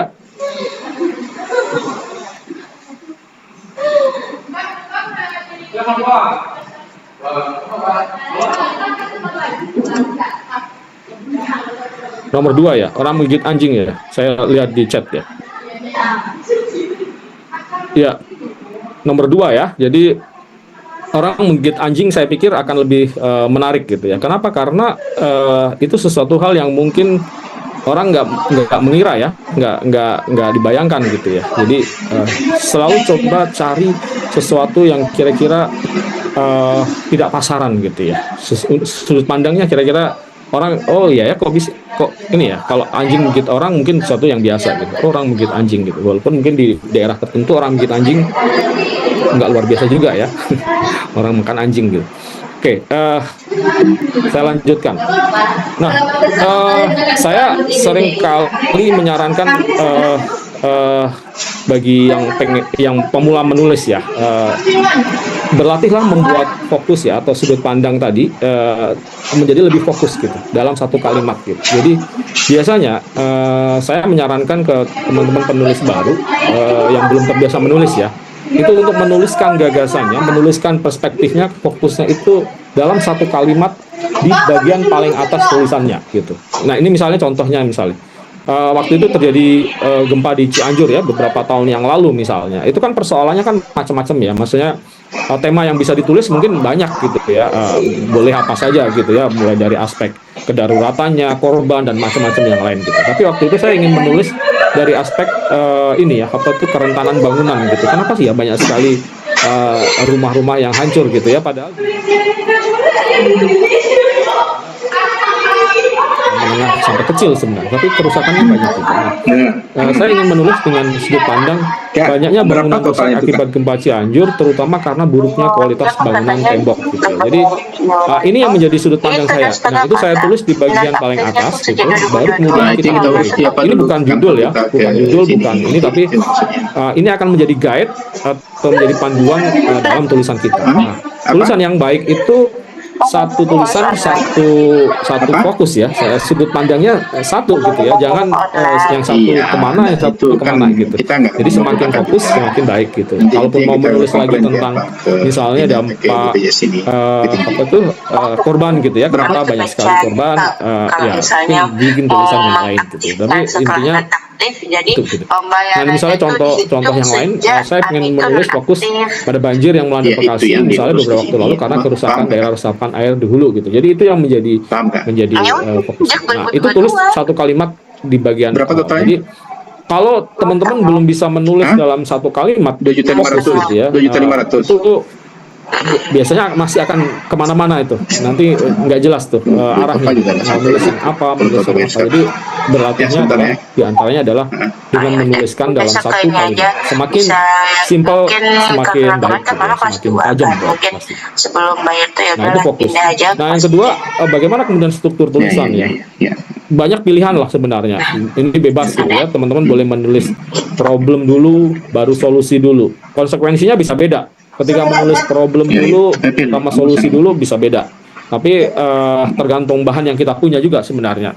Lalu bisa juga nulis dengan sebab dulu baru akibatnya, atau akibat dan sebab gitu. Jadi oke, ini contoh aja, nanti kita akan lihat detailnya. Nah sekarang kita lihat struktur tulisan gitu. Struktur tulisan juga bisa macam-macam, tapi kalau mau menulis yang panjang ya, yang bukan news ya, atau bukan berita, misalnya tulisan short news, yang artikel yang panjang, biasanya saya menggunakan prinsip double piramid ya. Yang struktur yang atas adalah piramida terbalik, yang bawah adalah piramida. Jadi dari pendahuluan baru kemudian menjelaskan mengenai apa sih yang ingin kita tulis, siapa dan mengenai apanya, analisisnya, kasih contoh-contoh dan data penguat. Lalu dari contoh-contoh itu kita kemudian analisis lebih dalam lagi, baru kemudian kesimpulan gitu ya. Kira-kira seperti itu struktur. Nah, berikutnya adalah bagaimana yang menarik pembaca. Seperti yang saya sampaikan tadi, tulisan populer itu bukan hanya kuat di data gitu ya, tapi pembacanya kira-kira mau membaca nggak ya? Karena ini bukan dibaca oleh ahli gitu. Jadi bagaimana caranya? Ya, pertama-tama orang biasanya kalau orang awam gitu, yang akan dibaca duluan pasti judulnya. Judulnya menarik nggak? Kalau judulnya menarik, baru dia akan baca gitu. Nah, setelah judul yang menarik, ya lead itu satu paragraf pertama di bawah judul gitu. Biasanya judul dan lead itu menjadi kunci yang penting tulisan populer itu menarik atau tidak. Nah, sekarang kita akan belajar judul dan lead. Jadi judul dan lead ini akan menentukan tuh. Walaupun sekarang ini jadi problem juga kadang-kadang. Jadi banyak media atau banyak tulisan yang itu disebutnya clickbait ya. Clickbait itu hanya pengen mengundang orang untuk mengklik karena judulnya kira-kira membuat orang penasaran gitu. Tapi ternyata isinya berbeda gitu ya. Jadi itu nggak boleh juga gitu. Jadi ketika kita bikin judul yang menarik, itu harus konsisten dengan isinya. Kita jangan sampai misalnya orang tertarik membaca judul kita, tapi setelah baca tulisannya dia marah-marah gitu ya, karena merasa ditipu gitu dengan tulisan kita gitu. Jadi Nah, itu gitu ya. Jadi nanti judul dan lead, kemudian narasinya mengalir. Nanti kita akan belajar tentang bagaimana menulis narasi yang biar orang membaca sampai akhir gitu. Nah, sekarang kita lihat judul yang baik gitu. Nah, dibandingkan makalah ilmiah, biasanya judul di artikel populer itu relatif pendek-pendek ya. Kalau teman-teman baca di koran, di majalah gitu ya, itu rata-rata pendek-pendek ya, hanya 3 paragraf, 3 kalimat, 3 kata maaf, bahkan kadang-kadang 2 gitu ya, maksimal 5 lah ya misalnya ya. Itu udah cukup panjang gitu. Kalau di paper ilmiah kan kadang-kadang sampai panjang gitu. Nah, kadang-kadang perlu simplifikasi sedikit gitu ya, karena tadi kalau terlalu rumit mungkin orang akan bingung gitu ya. Ini misalnya contohnya ya, misalnya kalau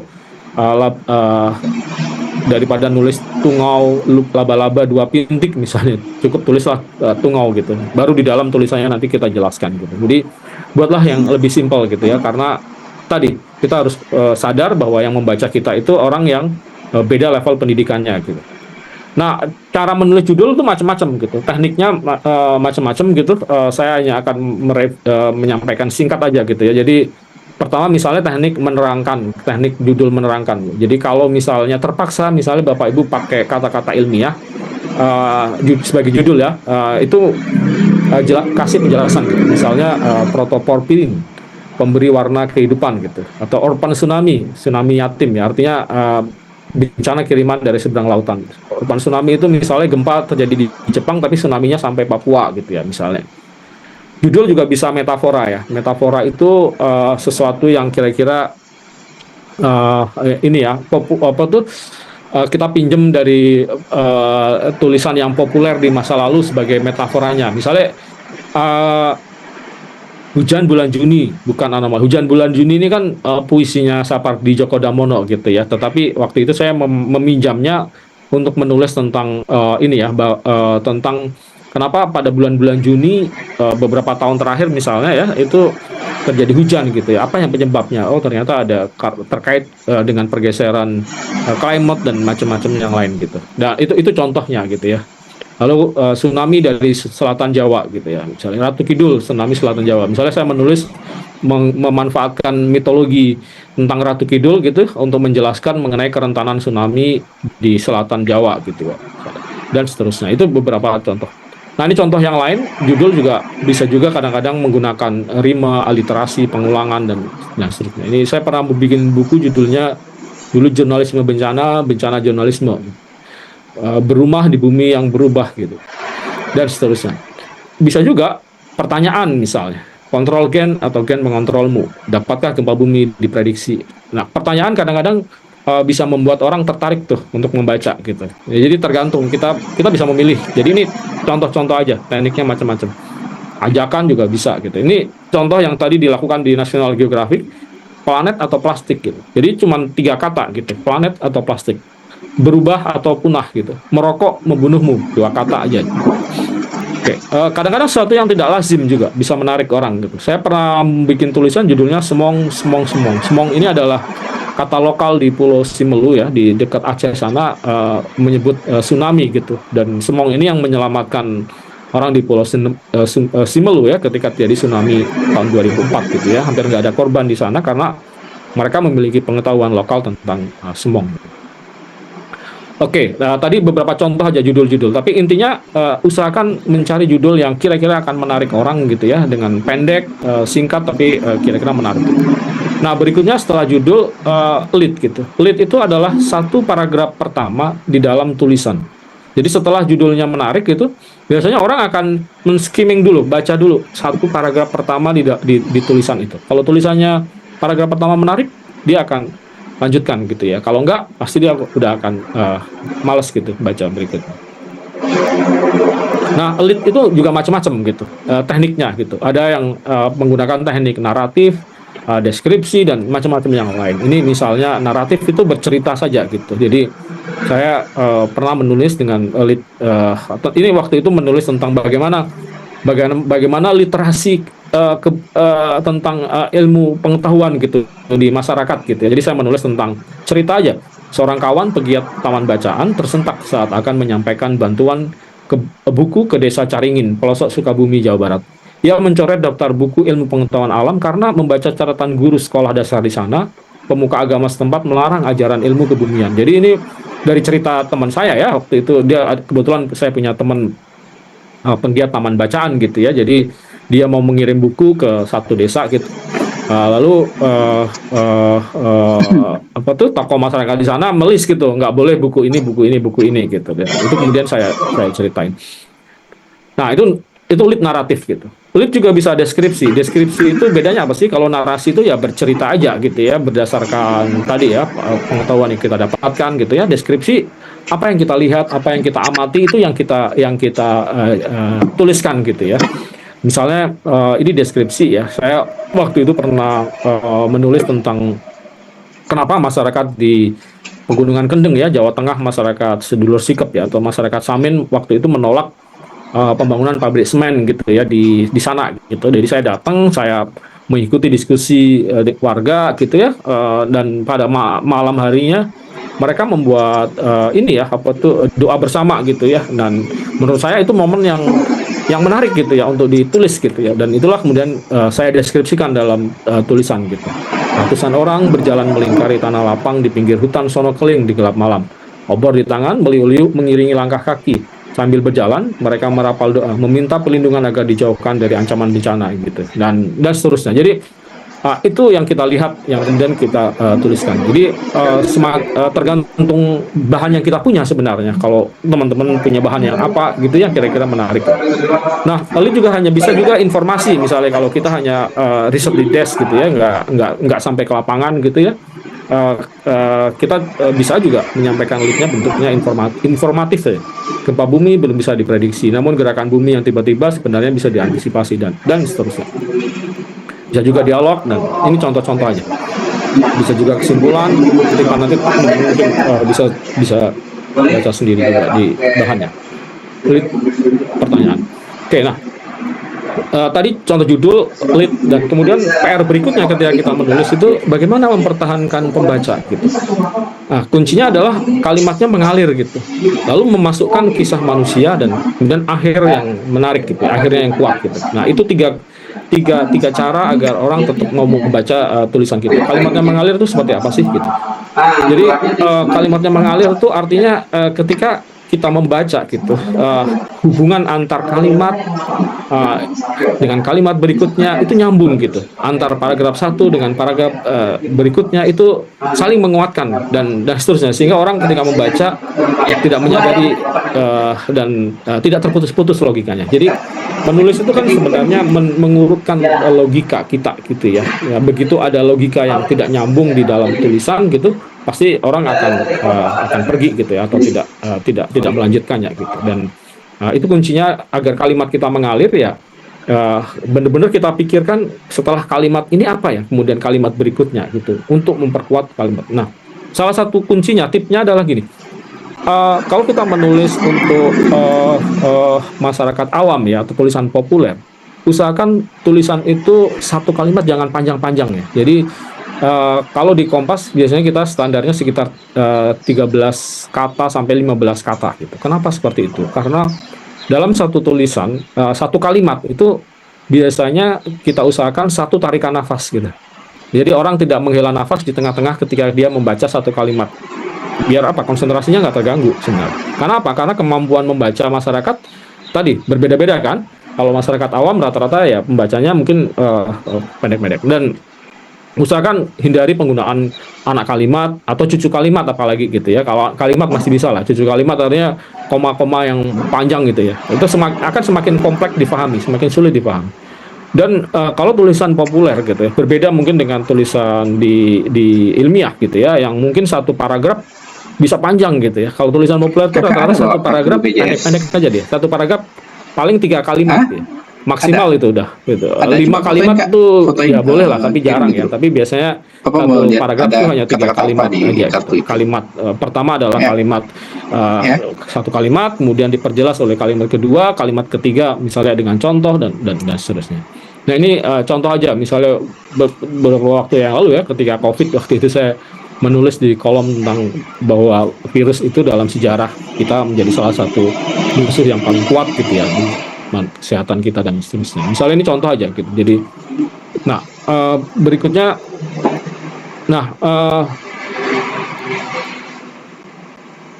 ya tadi bahwa menulis itu kan logis atau tidak gitu. Nah yang kedua adalah relevansi gitu. Kita kira-kira relevan nggak ya dengan persoalan kita gitu. Jadi mungkin temanya rumit, tapi kita harus mencoba mencari kira-kira ada relevansi atau kemudahan masyarakat memahaminya. Misalnya ini contoh, saya menulis tentang perubahan iklim gitu ya. Bagaimana ya kita tahu masyarakat kita mungkin banyak yang belum paham mengenai ini gitu. Tapi ketika kita coba lihat bahwa pilihan menu di piring kita itu juga bisa mempengaruhi jejak emisinya ya atau jejak karbonnya gitu. Jadi masyarakat sebenarnya bisa kontribusi juga dengan apa yang dia pilih tentang menu makanannya dan seterusnya gitu. Jadi saya menulis waktu itu krisis iklim di piring kita gitu. Jadi perubahan iklim, persoalan pangan global itu ternyata juga terkait gitu ya dengan apa yang kita makan gitu ya. Selain makanan, jadi bukan hanya persoalan kesehatan tapi juga itu adalah kesehatan lingkungan juga gitu ya dan seterusnya. Jadi coba cari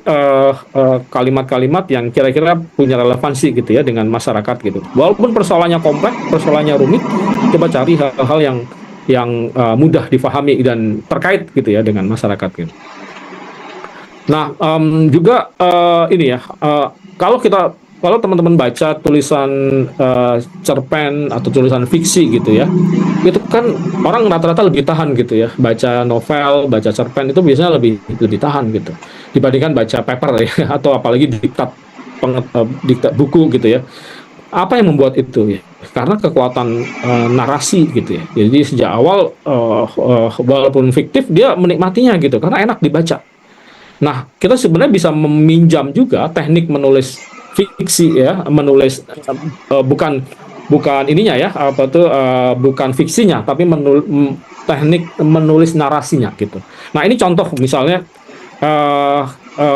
saya waktu itu ketika menulis tentang mengapa ya masyarakat banyak yang menyangkal pandemi COVID saat itu gitu. Jadi saya menulis dengan pendekatan naratif gitu. Naratif artinya bercerita aja. Jadi saya menyampaikan bahwa di saat COVID melonjak tinggi, mungkin Bapak Ibu bisa baca ya di situ ya. Jadi saya mewawancarai beberapa orang yang yang tidak percaya COVID gitu. Jadi saya wawancara kenapa mereka tidak percaya gitu. Apa yang menyebabkan itu? Apa pendidikannya, apa preferensinya apa dan seterusnya gitu ya. Dan itu kemudian saya ceritakan dalam satu cerita gitu ya. Jadi, sehingga kemudian kita jadi paham, oh iya ya ternyata bagaimana kemudian untuk meyakinkan orang dengan preferensi dan pengetahuan yang seperti itu gitu. Jadi itu contohnya gitu ya. Jadi menulis dengan naratif. Nah berikutnya adalah penggunaan tanda hubung, relasi antar tadi ya, antar kalimat, antar paragraf itu juga menjadi penting. Nah tulisan yang baik itu ketika dibaca itu mengalir gitu ya. Kalau Bapak Ibu baca tulisan gitu ya, tiba-tiba kemudian terputus-putus, merasa oh ini apa yang tadi yang saya baca gitu ya. Nah di situ pasti ada masalah dalam penulisannya. Nah tipnya ketika teman-teman menulis gitu ya, salah satunya caranya adalah coba suruh baca setelah selesai tulisan nih, misalnya suruh baca orang terdekat kita ya, boleh suruh baca anak kita, suruh baca istri atau suami kita misalnya yang bidangnya mungkin berbeda dengan kita gitu. Tes mereka gitu, mereka bisa paham nggak? Mereka bisa ini nggak gagasan yang kita sampaikan kira-kira nyampe nggak? Nah itu salah satu caranya gitu. Jadi teslah, suruh baca orang lain di dekat kita sebelum itu kemudian dipublikasikan lebih luas gitu di masyarakat gitu. Nah bantu juga dengan ini ya, kisah manusiawi dan sehari-hari. Jadi persoalan yang sangat rumit ya, misalnya waktu itu ada beberapa tahun yang lalu ya, perdebatan mengenai pribumi, non-pri yang boleh menjadi presiden Indonesia dan seterusnya gitu, tentang genetik dan macam-macam yang lain. Nah, waktu itu saya menulis judulnya pribumi gitu ya di catatan iptek saya gitu ya, tapi dengan cerita yang human interest gitu ya. Kebetulan saya pernah ambil tes DNA ya waktu itu gitu ya, dan kemudian itu yang kemudian saya ceritakan gitu. Tapi saya menuliskan persoalan itu gitu ya, bagaimana masyarakat Indonesia yang beragam secara genetik asal usulnya, pembaruannya dan bahkan ternyata warna kulit itu tidak lebih dari ini ya, proses adaptasi terhadap lingkungan leluhur kita di masa lalu dan seterusnya gitu ya. Seharusnya itu tidak jadi pembeda gitu. Nah, itu saya ceritakan dengan mulai narasi tentang saya gitu ya. Jadi saya cerita tentang bagaimana bagaimana tes genetik kemudian saya lakukan, hasilnya seperti apa. Baru kemudian menceritakan bahwa sebenarnya nggak ada sebenarnya klaim pribumi non pri di Indonesia itu lebih ke persoalan sosial politik gitu, bukan genetik misalnya gitu. Nah, ini contohnya. Jadi masukkan kisah-kisah yang sifatnya mudah dibaca, manusiawi dan nah, untuk teman-teman yang eksak ya, misalnya ya, memberikan analogi menjadi sangat penting. Ini misalnya contohnya ya, kuburan massal itu seluas 80,64 kali 33 meter persegi. Ini kuburan massal korban tsunami Aceh ya 2004 gitu. Ini penting data ini, tetapi ketika kita menulis populer, penting tuh untuk disederhanakan juga gitu. Jadi kalaupun mau menulis kuburan massal itu 80,64 kali 33 meter, kasih penjelasan lebih lanjut. Jadi kira-kira seluas 2 kali lapangan sepak bola. Sehingga ketika pembaca tadi yang pendidikannya macam-macam, dia langsung punya imajinasi, paham gitu. Oh, 2 kali lapangan sepak bola. Besar juga ya, langsung orang tergambarkan gitu. Gelombang tsunami 700 km per jam gitu. Kira-kira cepat pesawat jet lah kira-kira misalnya di laut ya. Nah, hindari jargon, ini mungkin juga yang sering sekali dilakukan ya kalau kita teman-teman dari bidang ilmu yang spesifik gitu. Jargon itu kalimat yang hanya dimengerti kalangan tertentu gitu ya. KLB, kejadian luar biasa, PRB, pengurangan risiko bencana. Kalaupun misalnya menulis jargon, kasih penjelasannya ya, jangan dilepaskan begitu saja karena akan membuat masyarakat jadi bingung. Ketika ada satu istilah yang tidak difahami gitu, orang pasti akan ketika membaca dia akan bertanya-tanya gitu, bahkan mungkin meninggalkan tulisannya gitu ya, karena terlalu rumit misalnya. Hujan ekstrim. Nah, hujan ekstrim itu kan jargon tuh. Berapa intensitasnya? Apakah 100 mm per jam atau 150 dan macam-macam yang lain. Don't tell but show. Jadi jangan kasih statement dengan kata sifat, tapi jelaskan itu. Oke, kita hampir selesai. Nah, ini juga jangan lupa, ini mungkin hal yang sangat basic dari sekolah dasar, mungkin kita sudah pernah belajar, tapi seringkali dalam prakteknya ketika kita menulis kita melupakannya gitu. Ingat, kalimat yang baik itu minimal ada subjeknya, ada predikatnya.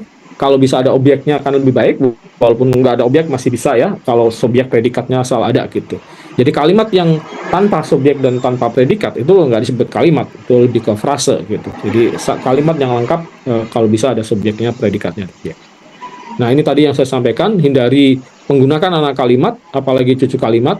Satu kalimat idealnya 13-15 kata gitu, dengan tadi prinsip bahwa ini biar mudah dipahami dan dipahami orang gitu ya, kebanyakan gitu ya. Ketika dia baca satu kalimat, satu tarikan nafas. Paragraf usahakan maksimal 3 kalimat, sekitar 5 baris dalam. Abang apa tadi itu memudahkan orang membaca. Baru kemudian kita pikir akhir setelah tadi judulnya membimbing pembaca untuk menyelami tulisan kita. Penutup itu memberikan rasa gitu ya, sehingga ketika orang mungkin baca tulisan kita dia masih ingat gitu. Oh iya, ini yang kemudian saya baca dan menjadi pengetahuan yang tertanam gitu ya. Misalnya biasanya antara akhir sama lead itu menjawab. Jadi ending tulisan itu menjawab apa yang disampaikan di lead gitu, atau satu kalimat pembuka gitu. Ini hanya beberapa contoh. Nah, ini oke. Jadi ini resume aja. Jadi bagian pembukaan itu menyediakan peta jalan mengenai arah yang akan kita tuju pada pembaca. Bagian penutup tentang apa implikasi dari penemuan atau gagasan atau pendapat kita misalnya, dan seperti itu. Ya. Jadi ajak pembaca untuk terlibat itu menjadi penting. Hindari kata sifat, perkaya dengan contoh-contoh. Tulisan yang baik adalah tulisan yang jika dibaca ia akan terdengar mengalir natural seperti irama pidato atau percakapan. Jadi tulisannya tidak terputus-putus gitu ya, tapi ada logika yang nyambung dan enak dibaca. Nah, ini beberapa contoh saja kalimat efektif.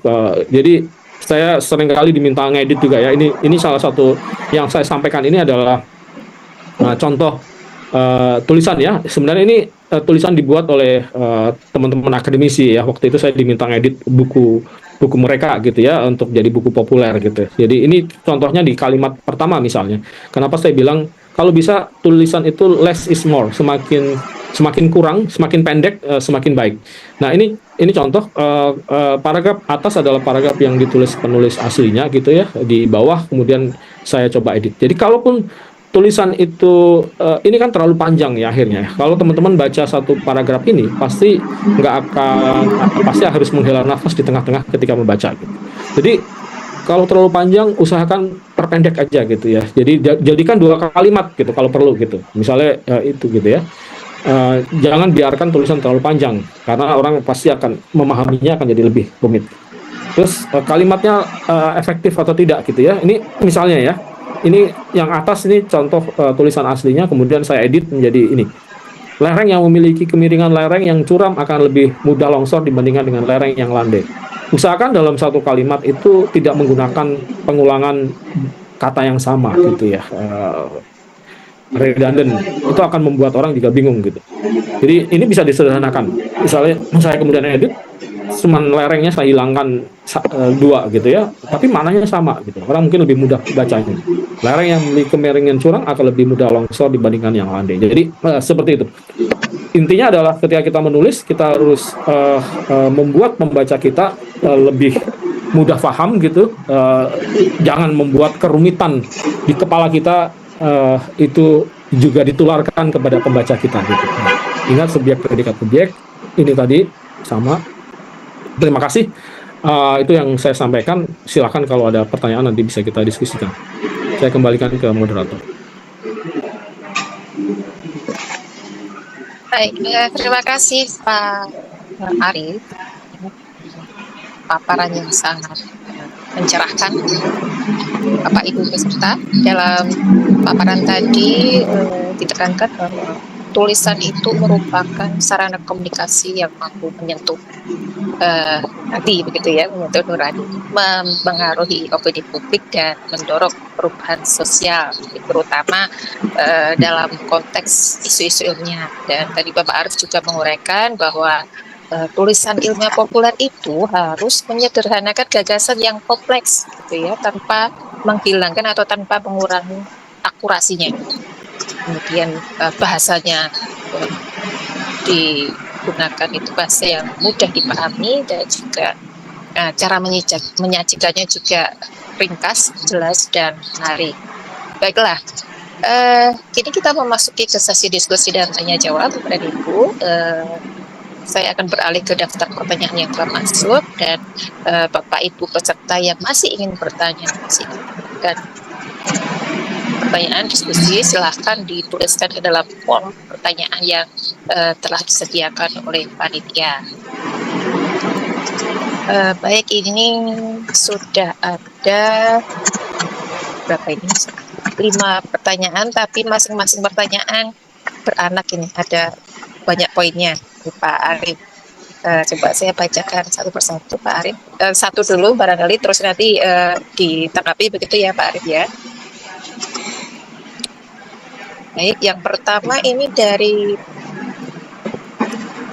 Agung Rahmawati, Ibu berarti ya, ini dari Rumah Sakit Tabanan. Beliau menanyakan bagaimana cara menjaga keseimbangan antara akurasi ilmiah dan gaya bahasa yang mudah dipahami oleh publik dalam konteks penulisan sains populer ini. Halo Pak Arif. Ya, yang pertama-tama tadi ya, data maupun informasinya harus benar ya, harus akurat. Itu tadi seperti yang saya sampaikan, itu jangan pernah dikorbankan dalam konteks penulisan ya. Jadi datanya harus benar, karena kan kita kan menulis atau informasinya kan harus benar, apalagi saintis menulis ke masyarakat gitu. Tetapi bagaimana kemudian agar data yang benar tadi juga ditangkap oleh masyarakat dengan benar gitu. Nah, PR-nya adalah kalaupun misalnya datanya sangat eksak tadi seperti yang saya sampaikan ya, misalnya angka gitu ya, kemudian kasih analogi gitu ya, tanpa menghilangkan angkanya. Misalnya tadi kecepatan tsunami 700 km per jam, atau kira-kira 2 kali atau kira-kira secepat pesawat jet misalnya. Kasih analogi, kasih contoh gitu ya.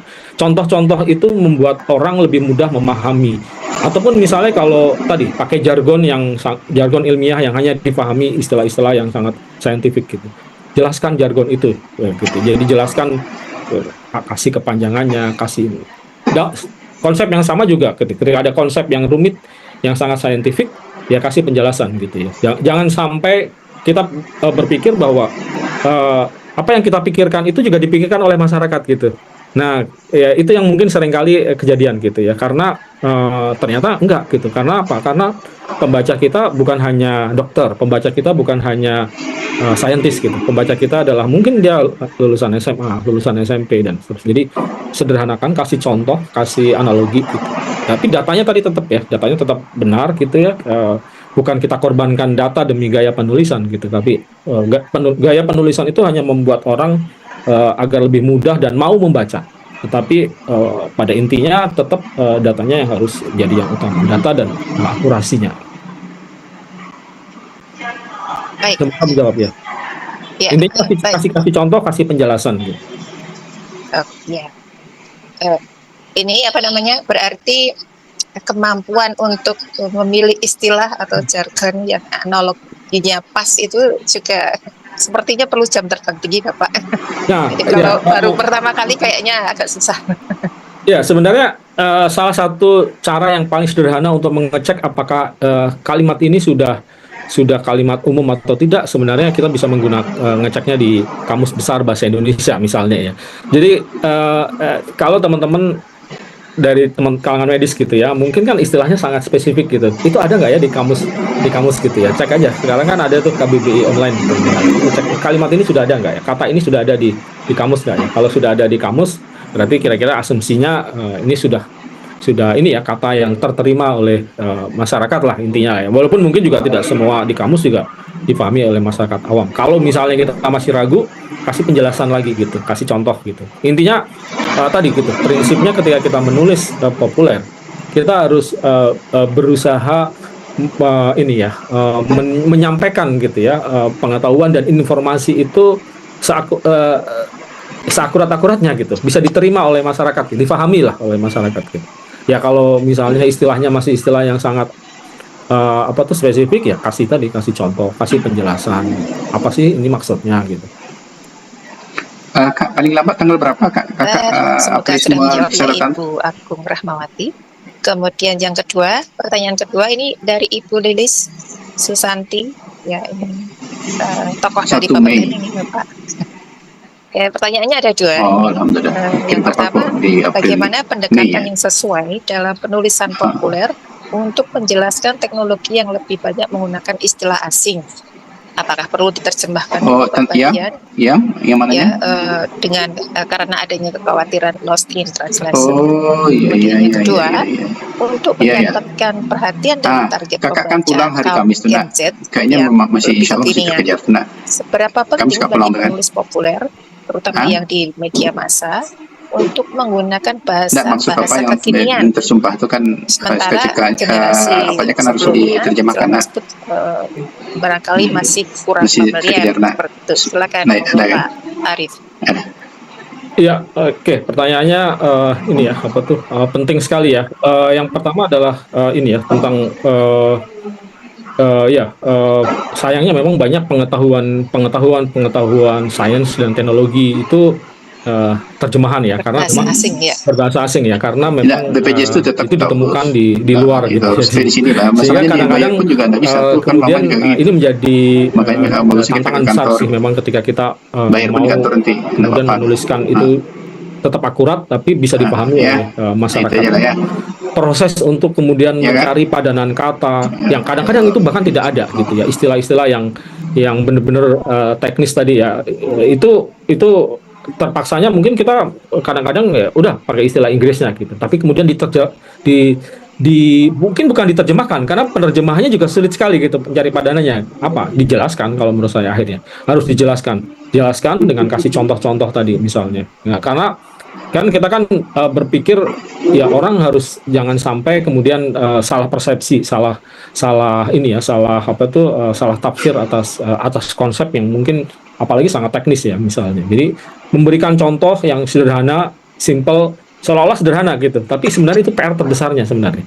Seorang penulis populer yang baik itu dia memang harus bisa mencari analogi, bisa mencari contoh, bisa menjelaskan yang sangat kompleks tadi dalam bahasa yang kira-kira awam gitu ya. Itu memang tugas terberatnya di situ gitu ya. Bukan hanya sekedar menerjemahkan, karena menerjemahkan saja kadang-kadang tetap ini ya, tetap bisa salah gitu ya pemahaman di masyarakat gitu. Jadi diterjemahkannya nggak cukup dengan hanya menerjemahkan, tapi harus memberikan analogi dan contoh-contoh gitu ya. Itu menurut saya yang harus dilakukan.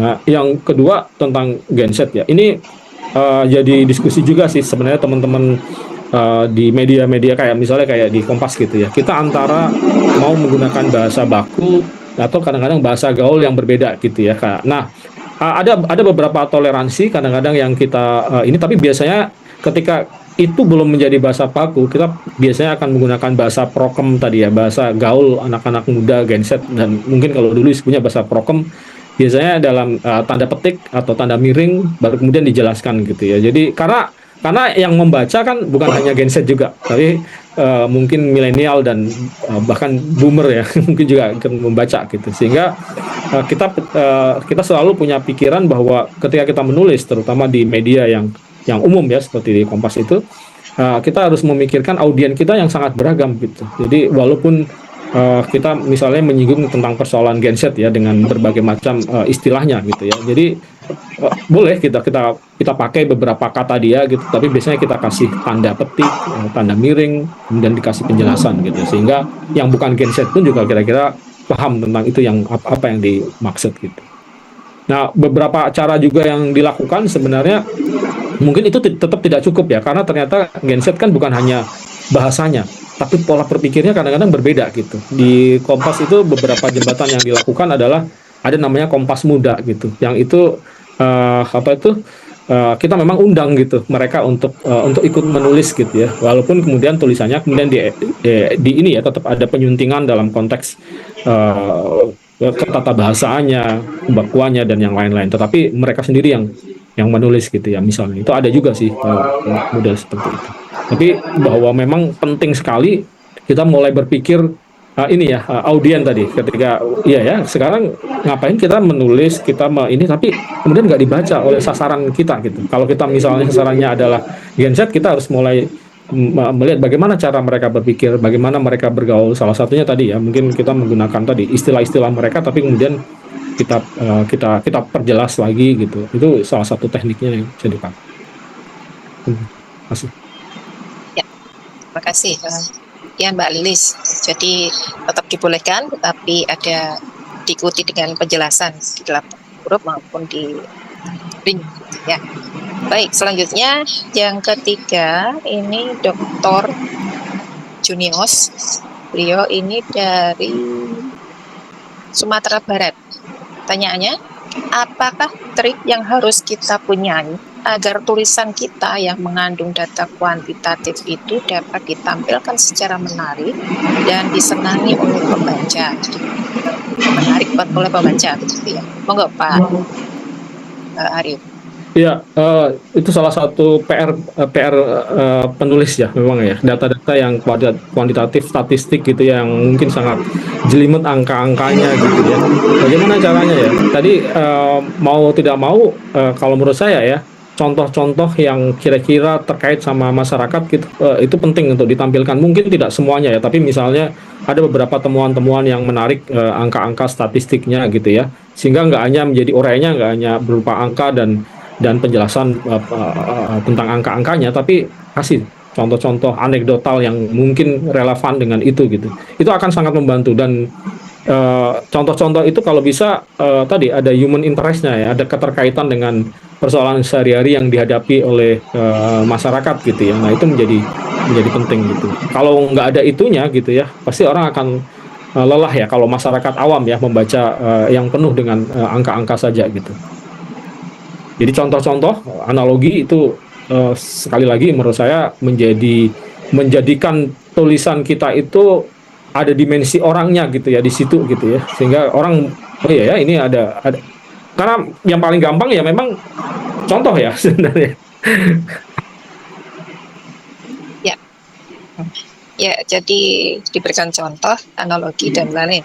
Dan menurut saya juga sepertinya perlu juga bisa ditambahkan gambar begitu Pak. Oh, ya kalau perlu. Betul. Arif ya, gambar atau grafik begitu yang representatif terhadap data yang tadi akan ditampilkan. Ya, contoh yang lain tadi itu, yang seperti yang saya kasih contoh.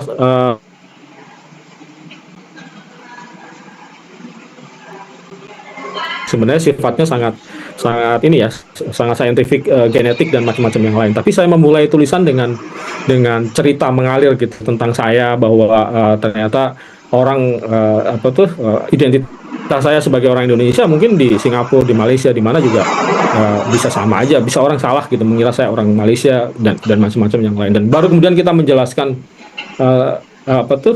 dasar-dasar sainsnya di balik itu gitu. Kenapa kok kemudian orang di Indonesia itu beragam dan ternyata semuanya ada pembauran dari asal usulnya dan macam-macam yang lain gitu. Jadi jangan konsepnya dulu kita sampaikan gitu, tapi kadang-kadang dengan contoh-contoh dulu baru kemudian dijelaskan, oh ini loh dari contoh-contoh ini konsepnya ini gitu. Kadang-kadang mungkin kita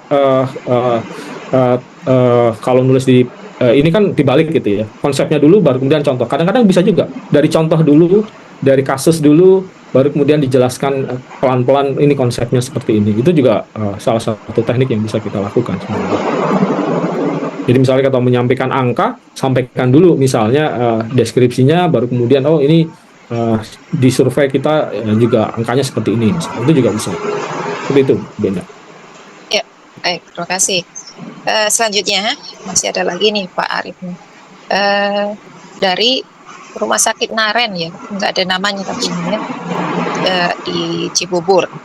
Ada banyak ini Pak Arif, ada 5 item tapi pendek-pendek ya. Yang pertama, apakah tulisan populer itu harus bersifat ilmiah? Yang kedua, tulisan yang dikaitkan dengan isu terkini yang lagi hot gitu ya, apakah secara otomatis akan menarik minat masyarakat, pembaca maksudnya. Terus kemudian yang ketiga, momen atau isu yang menarik minat terdahulu atau yang sudah lampau, apakah bisa diangkat kembali menjadi tulisan populer meskipun sekarang sudah tidak hot lagi begitu. Terus kemudian yang keempat, apakah setiap media, baik media cetak, media digital begitu ya, memiliki template atau diplot tulisan populer tersendiri, ataukah memang diplotnya sudah umum begitu, bisa berlaku di semua media. Terus kemudian yang kelima, apakah redaksional atau tulisan populer memiliki menggunakan bahasa baku atau harus sesuai dengan KBBI? Ya, oke. Terima kasih. Ya, makasih. Yang pertama, apakah tulisan populer pasti saintifik ya? Pasti, ya. Tidak ya, pasti ya. Jadi tidak semua tulisan populer saintifik gitu. Jadi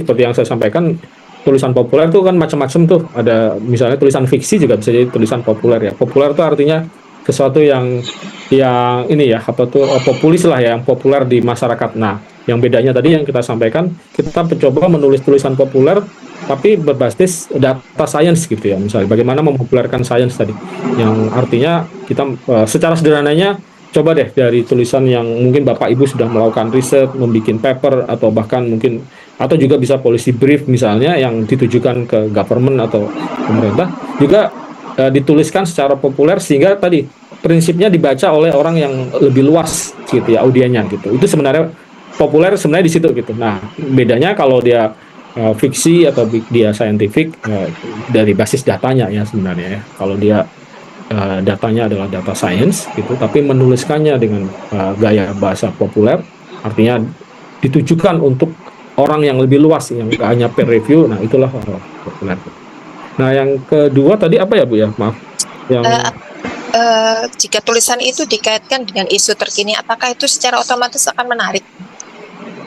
Ya, secara teorinya memang seperti itu ya. Karena biasanya kan orang kan algoritma pembaca itu kan biasanya kalau itu banyak muncul di sosial media, banyak muncul di pemberitaan, kan orang kemudian akan tertarik membaca itu. Misalnya sekarang lah ya, contohnya sekarang kan lagi rame tentang perang tarif antara Cina sama Amerika gitu kan, sehingga isu-isu yang terkait dengan itu gitu dari berbagai macam dimensi, misalnya dimensinya bisa luas gitu ya, dimensi tentang perang tarif antara Cina sama Amerika ini kan bukan hanya persoalan ekonomi, tapi juga misalnya persoalan teknologi gitu.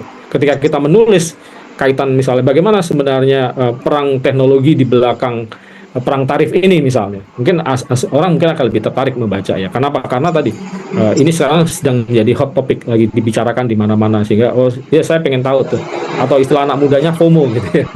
FOMO, pengen biar nggak ketinggalan informasi gitu. Jadi asumsi tadi kenapa newspek itu penting dalam penulisan populer, karena asumsinya adalah orang akan cenderung membaca ketika itu menjadi sedang ramai dibicarakan gitu ya. Misalnya ada kasus apa nih, misalnya lagi ramai apa gitu, itu pasti tingkat keterbacaannya tinggi. Dan itu kayak di Kompas itu kan kita juga memiliki ini ya, apa itu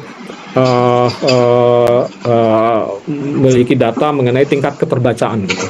Jadi tingkat keterbacaan artikel yang dipublis itu rata-rata yang memang sedang menjadi pembicaraan publik gitu. Misalnya ada kasus korupsi misalnya, nah korupsi apa gitu, nah itu pasti tingkat keterbacaannya kemudian tinggi sekali gitu. Ada kasus perang tarif gitu, semua tema yang terkait sama perang tarif tadi pasti tingkat keterbacaannya sangat tinggi.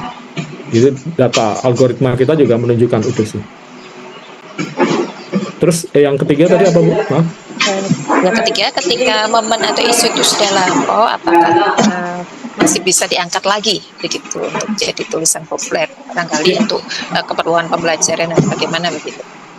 Bisa sebenarnya, sangat bisa, tetapi sebenarnya boleh aja menulis sesuatu yang sudah lewat kemudian ditulis sekarang. Tapi tadi tingkat keterbacaannya pasti akan berbeda. Nah, kalau saran saya cari momen yang pas gitu. Misalnya apa? Misalnya wabah apa nih? Penyakit yang pernah terjadi di masa lalu, misalnya kayak apa tuh? Polio misalnya, atau misalnya TBC aja lah misalnya ya. Itu kan sesuatu yang mungkin sudah pernah terjadi gitu. Tapi pasti akan ada momen terjadi lagi gitu, atau mungkin ada momen hari TBC gitu. Nah, tunggu momen untuk menampilkan tulisannya, datanya udah kita share. Jadi kadang-kadang gini, penulis yang baik itu ya udah, kita punya pengetahuan apa ya kita tulis aja dulu. Tapi menyampaikannya itu tunggu momen yang tepat. Kalau kita berharap tingkat keterbacaannya itu tinggi gitu, atau kalau mau menulis atau mengirimkannya ke media, tunggu momennya gitu. Karena pasti ada momennya juga tuh nanti. Karena sesuatu kadang-kadang ya berulang ya. Kayak misalnya tadi persoalan banjir, persoalan apa tuh La Nina, El Nino, atau musim hujan, musim kemarau dan macam-macam yang lain. Itu kan pasti ada momen-momen yang itu bisa kita jadikan cantolan untuk peristiwa. Misalnya kayak gempa bumi gitu ya, itu kan misalnya kemarin gempa di Myanmar ya, yang banyak merusak bangunan sampai ke Thailand. Itu kan kita mungkin sudah punya data mengenai pentingnya bangunan tahan gempa gitu. Nah, momennya ada gempa di Myanmar tadi kemarin tuh. Jadi kita kasih cantolan peristiwanya dengan gempa di Myanmar, tapi pengetahuannya sebenarnya udah kita punya sebelumnya, udah kita siapin sebelum. Jadi tunggu momen sih kalau saran saya. Walaupun boleh juga diterbitkan sekarang gitu, tapi tadi tingkat keterbacaannya pasti akan sangat berbeda gitu. Oke, yang keempat, apakah setiap media itu memiliki template yang sama ya untuk tulisan populer? Ya, mungkin bisa jadi berbeda-beda ya, tetapi ada beberapa general common ya. Misalnya ada yang umum ya, ada yang umum yang hampir sama ya. Tadi misalnya persoalan newspek, aktualitas gitu ya, itu pasti relatif sama. Rata-rata kalau media dia akan sangat mempertimbangkan mengenai newspek atau cantolan peristiwa. Kenapa? Karena dia kan menulis salah satu KPI-nya ya, goalnya itu kan tingkat keterbacaan gitu. Kalau makanya dia akan melihat gitu keterbacaannya yang tinggi ya kalau ada newspeknya, ada cantolan, ada momennya dan macam-macam. Dan itu menjadi salah satu kriteria kalau misalnya mau menerima tulisan. Kenapa tulisan ini sangat penting untuk diterbitkan saat ini gitu, bukan ditolak atau bukan kapan-kapan ya, karena ada relevansi dengan situasi yang jadi perhatian dari publik misalnya. Tapi mungkin ada beberapa hal yang berbeda. Misalnya seperti yang saya sampaikan tadi, kalau Kompas kan mungkin preferensinya media nasional ya, sehingga isu-isu walaupun sifatnya misalnya kasusnya di lokal gitu, tapi coba cari relevansinya dalam konteks nasional. Tapi kalau misalnya mau menulis di media lokal ya, kan ada beberapa media lokal gitu ya, di misalnya kalau di Jogja ada Kedaulatan Rakyat misalnya, ya mungkin skupnya lokal gitu ya, artinya tema yang dibicarakan mungkin terkait sama lokal di situ. Tapi secara umum kalau menurut saya untuk Newspek dan yang lain-lain hampir sama. Terus KBBI ya tadi ya kalau nggak salah ya. Iya, Oh. apakah redaksional untuk tulisan populer itu ada pakemnya tersendiri ataukah harus sesuai dengan KBBI begitu? Kalau kita sih biasanya kalau di Kompas kita akan usahakan untuk tetap mengacu pada KBBI ya. Jadi itu karena baku ya, bahasa baku yang ini, kalaupun misalnya kita menggunakan bahasa yang belum ada di KBBI tadi, bisa dikasih tanda gitu ya, tanda petik, tanda miring, atau mungkin ada penjelasan gitu. Karena ada beberapa kan istilah-istilah yang memang belum ada di KBBI gitu ya. Itu pasti usahakannya sih. Tapi diusahakan akan selalu mengikuti standar bahasa Indonesia yang baku. Baik, terima kasih. Sebelum dilanjutkan ke pertanyaan berikutnya, ini saya kepingin menyambung sedikit Pak Arief. Tadi kan di slide Bapak yang slide berapa ya tadi? Slide 18 kalau tidak salah ada kriteria atau semacam kriteria gitu ya, yang nanti akan di-reject itu seperti apa gitu ya, atau ditolak gitu ya Pak ya. Nah, sebenarnya itu ada mekanisme semacam editorialnya itu apa, memberikan kesempatan untuk silakan diperbaiki dulu begitu sebelum ditolak begitu Pak. Jadi tertarik ini kita. Ada beberapa yang biasanya ketika ditolak itu dikasih penjelasan tuh kenapa ditolak. Misalnya apakah ditolak karena temanya tidak relevan misalnya, atau ditolak karena apa gitu ya.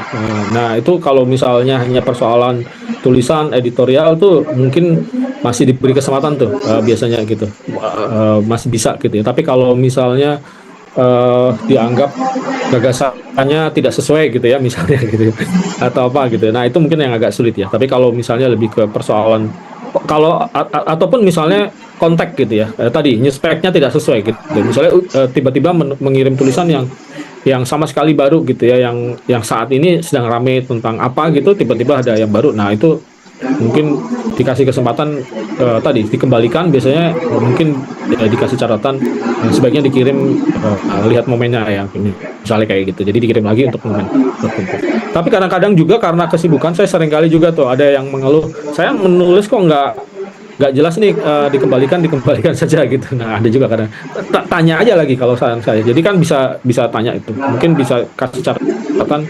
Mungkin editornya nggak sempat ngasih catatan mengenai kenapa ditolak, minta penjelasan saja sehingga kita tahu gitu bagaimana kita memperbaikinya, apakah lebih ke persoalan substansi atau persoalan penulisan atau persoalan apa gitu, atau konteks tadi yang nggak pas gitu.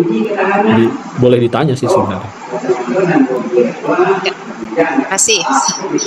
Baik, pertanyaan selanjutnya ini dari Bapak Sultan di Makassar ya. Ada dua ini Bapak. Yang pertama, bagaimana media digital mengubah cara tulisan sains populer? Apakah lebih banyak peluang atau justru tantangan dalam menyampaikan narasi sains yang mendalam?